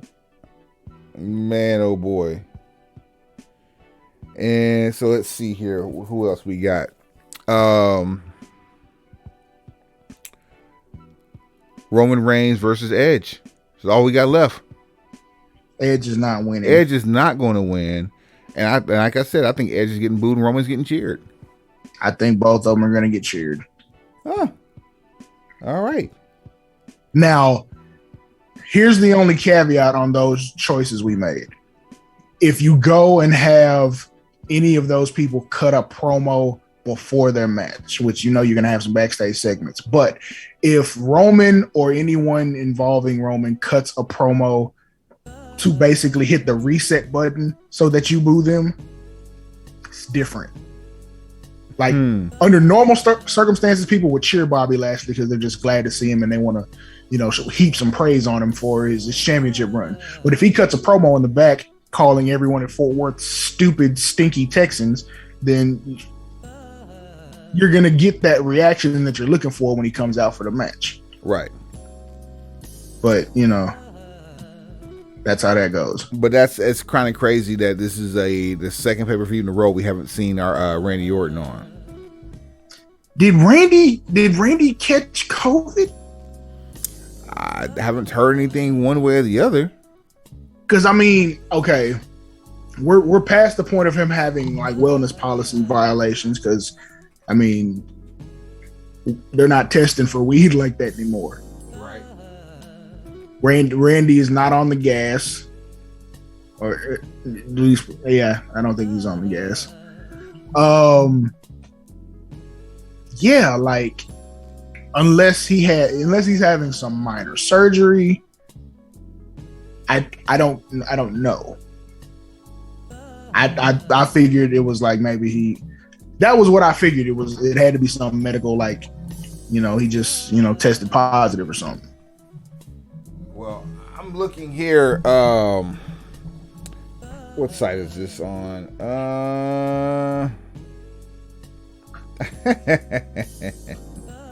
According to PW Insider, Orton was there was no clear indication where he was following the Money in the Bank qualifying match. So that's the last time we saw him was when they were doing qualifiers for Money in the Bank. Yeah, he was supposed to be in the last chance qualifying match. And then, you know, they had the whole thing with him not being there. That's immediately what I thought when they said circumstances beyond our control, because you hadn't heard anything about, like, Randy hadn't made TMZ, so you didn't believe it was anything else. Yeah, I mean, so typically, like, if you don't make TMZ, that's the one thing that you're going to think is that is COVID related. But I think this is all storyline related because he's been extremely quiet since the RK Bro thing, trying to teach Riddle a lesson. I mean, that could be it too. Like, he may have just, you know, earned some time off. Yeah. Well deserved too. Which brings up on social media, WWE's social media campaigners have launched a question basically asking again, who is the MVP of COVID? Of quarantine? No, of the Thunderdome era, not COVID. Yeah, quarantine. The MVP of quarantine. I get it. If you're hosting events that had people in them, like, were you really the MVP of quarantine? You had several outbreaks at the PC. You can't be the MVP of quarantine. Well, the fact that you had outbreaks at your facility just negates the fact that you had successfully quarantined. The most successful during that time frame, in terms of A, staying out of the spotlight, and B, being an actual fucking winner, has definitely been Randy Orton. The other one, by leaps and bounds ahead of Randy Orton, is not even close. It's Roman Reigns. Honorable mentions will be like Kevin Owens and Sami Zayn. Yes, Sammy's done some good work. Bobby Lashley, absolutely. And even Kevin had a family issue as it related to COVID, and he still remained resilient throughout. It's I mean, there's pretty much your top five right there. And that's just from what we know from the outside looking in, because I ain't been close to Florida. You have. You were actually in the hotbed, you know, back in March or April. St. Petersburg. It's not. I wouldn't call it a hotbed by any stretch of the imagination. That is a retiree community. But it's right next door to Tampa. Which, you know, you ever play Madden and you use your juke button? Circle. Feel me? Triangle, hurdle. Like, come on, bro. You gotta be quicker than that. Anytime anybody ever played Madden, hit the circle button, they always hit it 5 times. There's not just 1 or 2 times. You're not skilled enough. Pop, pop, pop, pop, pop, every time. Yeah, like that's a good way to fumble. Yeah, keep hitting circle if you want to. I'm just gonna hit this hit stick, and you'll be over here, and the ball will be over here. And that's it for this one, man. Let's go ahead and try to enjoy being back outside for this weekend here in Texas, man. And Suave, take him to the house. Oh, hold up, hold what you got. Uh-oh. Hold what you got. Because look, there's still some uncertainty in the air about SummerSlam, and as a result, as it pertains to John Cena. So we've seen there's been some yeah. We can't go home just yet. Yeah. So why have we gotten to the point to where the term journalism has like slowly been balled up and has been dangling over a trash can as it relates to online media? Because everyone has access. Everyone that can get access to the internet and access to a device to communicate on the internet can call themselves whatever they want to. Here's what's even crazier about that statement. What we're about to talk about comes directly from allegedly credible sources, one of which has been popped a couple times from the IWC as it relates to giving bad information. The other one is an actual entity that did the exact same thing that this person did. And I don't even want to give either one of them too much credence. One of them you know very well. The entity you know very, very well, because it's actually the venue by which, or the method by which we watch AEW pay-per-views. But the individual is part of an MMA website that does lots of like exposés and news and interview features on talent. But time and time again, this I don't know what to call them, gives us bad information. Before I'm not going to even go into any more details. Suave, you can take it from here. That's my forerunner, precursor, if you will, for this whole bit. So yeah, there's been a lot of speculation and a lot of irresponsible journalism about John Cena's status for SummerSlam, which I don't know how you could determine where he's going to be because you can't see him. I see what you did there. You see what I did there. So, but it's been announced he's supposed to be a part of a star-studded cast for a new movie that's also filming in August. The reason why John Cena's involvement in SummerSlam is so important because the rumored match, co-main event of SummerSlam is John Cena versus Roman Reigns, reaching back and basically redoing No Mercy 2017, which I will thoroughly enjoy. Mm-hmm. However, the movie is supposed to start filming in August, which also puts his availability into question. He out here getting his bag. He ain't taking bumps. I mean, it's a hard knock life for y'all, not me. But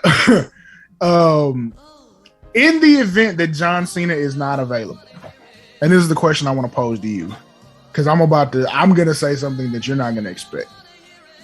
In the event that John Cena is not available for SummerSlam, who should Roman Reigns' opponent be? For SummerSlam, I mean, that the top choice, in my opinion, would be his cousin, Big Oos. You gonna pull the trigger on that for SummerSlam? Again, No, I mean someone within the realm of possibility, because I mean the Big Oos is gonna be unavailable for the same reason as Cena would be unavailable. Black Adam is filming right now. Yes. But also keep in mind the reason why I will pull the trigger on it that soon is because 72,000 in August and 72,000 in March are the same 72,000. Yeah, but in March it ain't gonna be 72,000, because if you did it in March, it would be here, and that's 100,000. That is 100,000. That is 110,000 this time around. Right, you go from 103 to 100, 110 easy. Yeah, I forgot about that. So you're absolutely right. But give me somebody that you can actually execute, because they're not gonna pull the trigger on that anytime soon. I think that's earmarked as the main event for Hollywood. I would do Orton. I will figure out a way to make let Orton tap dance away from Raw, and let him do a dance with Roman for SummerSlam. Orton versus Roman. Have we seen that? Yeah, a couple SummerSlams ago. Okay. I want to say it might be the SummerSlam where Cena got suplexed into submission. Oh, that was 16. It might be 14. Is that 14 or 15? I want to say it was 16, but it might be 15. I check. Do your Googles, fam. I'm on it right now. But give me your choices. I'm actually about to read the 15 card here and see. Please do your Googles. Please do your Googles first, because I'm gonna need your undivided attention for this one. Okay, it's gonna be it's gonna be different. Okay, championship. Wow, there was no championship match. That was 15 was John Cena versus Seth Rollins. Okay, so you need to go back another one. So it's at least 14. I think it is 14. And you're talking about the creation of Suplex City, bitch. Yes. Because if Seth Rollins is main eventing against Cena at that's 15. It. Yeah, that's 14. It. Because there was a suplex for every minute. Yeah, that's it. Right. So so there is So that's 14. On the undercard should be Roman and Randy. Pre-show was Rob Van Dam and Cesaro, and then lower in the card, Randy Orton and Roman Reigns. Yeah. Bing. Yeah, that was actually right before. We've seen it, but it hasn't been overdone. But at the same time, I don't know if that's going to be in 2021 and under the circumstances that we have. I don't know if that's the. I don't know if that's the match that's gonna sell out SummerSlam. You know what I mean? Yeah, it's not. You don't know if that's the asses and seats moment that you're looking for. Right. Now, what I'm about to say completely contradicts my stance on a lot of stuff that I've done and will continue to do after this moment. It even goes against my logic of air quotes selling out SummerSlam. You're about to book Gilbert, y'all. Go ahead. So that guy that has 2 matches every year until 2022. Oh, it's about time to use another one. And I was being funny when I said Gilbert, and I'm like, here we go. Botchbot 9800. Yes, Goldberg. Now, there's a the story. Petty Messiah is listening to this right now and going slap off. There's a story. There's a story behind this. Well, here's the thing. Yeah, tap it one more time. Here's the thing. We know Vince McMahon is into box office. He's into name value. So when he is booking his SummerSlam main event, or he is telling you who he wants to headline to be his SummerSlam main event, it has nothing to do with who will give me the best air quotes match. It's who's gonna give you the biggest box office pop. Who is the biggest name I can put next to Roman Reigns? I believe the word is draw. Draw. Yes. For those of you who new to the show, the person that's gonna draw money, because your main event, Raw main event, if it's what we suspect and expect it to be, is Brock Lesnar versus Bobby Lashley. That is box office. Yeah. Roman Reigns is the biggest and best character on WWE television. So his opponent needs to be as great in name value or greater to match up with the Raw main event. And for the wrestling fans, there's still a story. Yes. For the casual fans that we say fuck, that are also going to be in Vegas for the Spence Pacquiao fight, minutes away down the street, are going to want to see what happens if they see Goldberg on a promotional poster. That I can't argue about. Regular boxing fans and combat sport people, they, regardless of what they say about wrestling now in 2021, in 98 they were watching Goldberg. You could do all types of things with the promotion. Like you could have the entire card lining the strip in Vegas. You can have Las Vegas Boulevard with like the verses on the left side and the verses on the right side, and banners on the street or on buildings. And if you can imagine a 10 times scale of Roman Reigns and a 10 times scale of BotchBot 9800 across the street from each other in Vegas on a fight weekend, because you already know Spence Pacquiao is already going to have these same skyscrapers. I'm not talking about the building. I'm talking about the type of advertising that they'll be using there to call it skyscrapers. It's gonna be a lot of LCD, a lot of LED going on.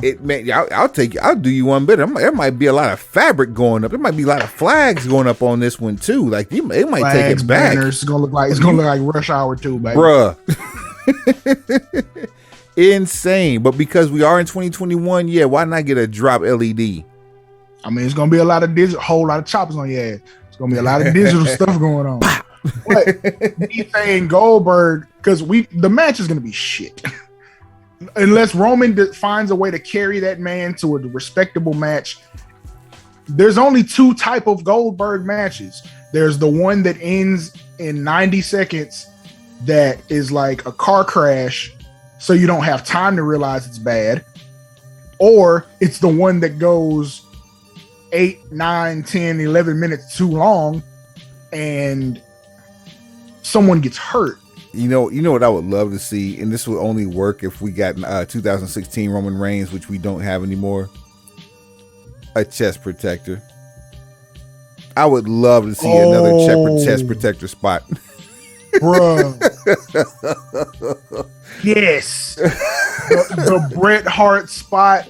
Bro, if he pulled that off for SummerSlam, that's 2 for 1. Like that would be the biggest you dumbass moment in the history of professional wrestling, as it happened twice to the same person. That would be exactly how you could make the match go 90 seconds. They ring the bell and he charges to spear him and knocks himself unconscious. Oh, thank God for your mind. For a nominal fee. Soon I didn't get to my be cash app yet. A phenomenal fee. You get 50% off. You can give me half of the lunch money for that contribution that you just made. I will gladly do so tomorrow. Not doing it tonight because it's late. Yeah, but I mean, as far as name value goes, I don't think you have anybody else that you can bring back as from an advertising standpoint. I'm not even looking for anybody to be brought back, to be honest with you. I'm just looking for more of take what you have, because Taker's gone, the Good Brothers gone. Like, and it's not like you're gonna have those guys come to face Roman Reigns one way or the other anyway. You're not gonna open up. You haven't fired anybody that you were gonna be able to put in that spot. Braun Strowman either. Like he's been there, done that. You're not opening the forbidden door.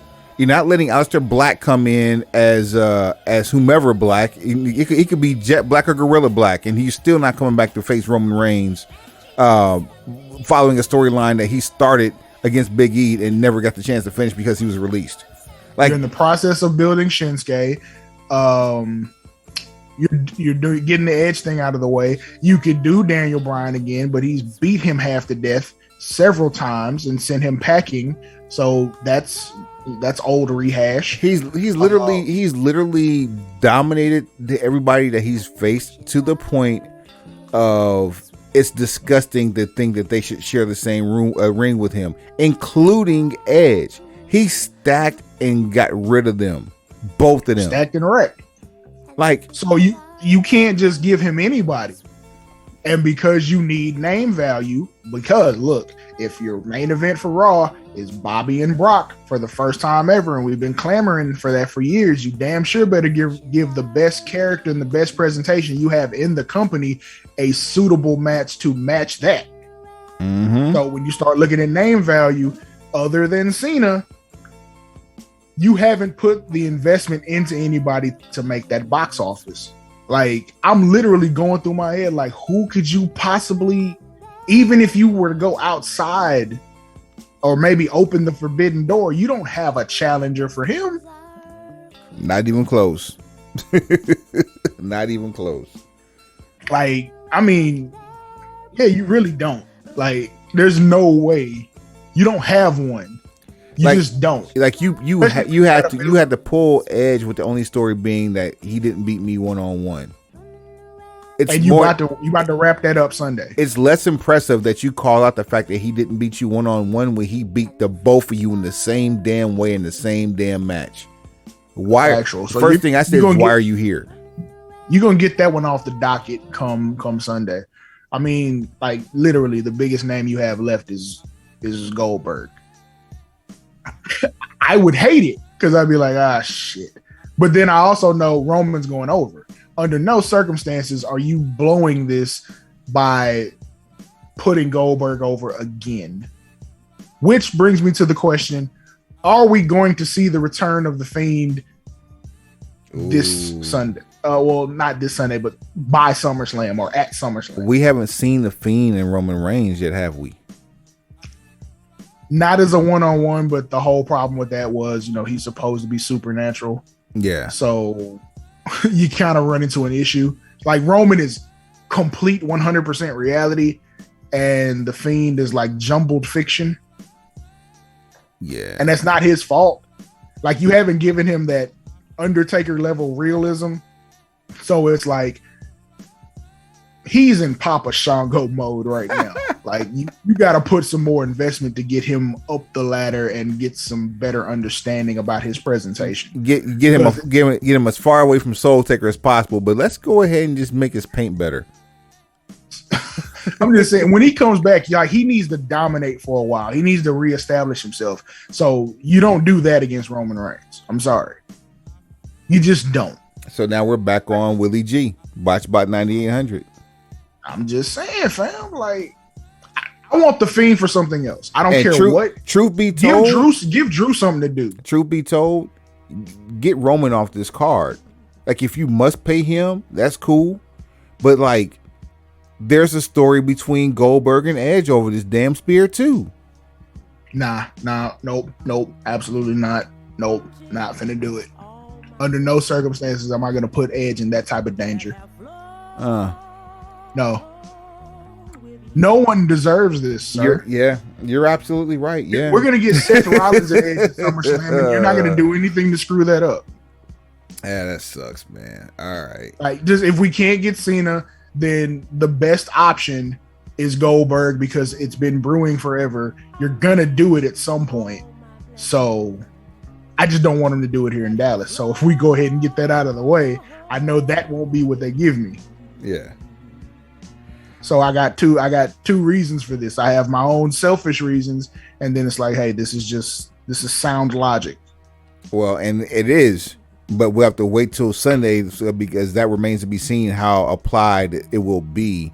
But man, that chest protector, man, god damn, that's gold. That's good right there. It's wild. Yeah. Take it down. You can take it to the house, man. Give yourself another bell for that before we go. One time for the one time. One time. Wait. Oh, where my thing go? There we go. And then just for the sake of the hashtags, price just went up, bitch. Now, take us to the house. Pencil pushers, heads up, pencils down.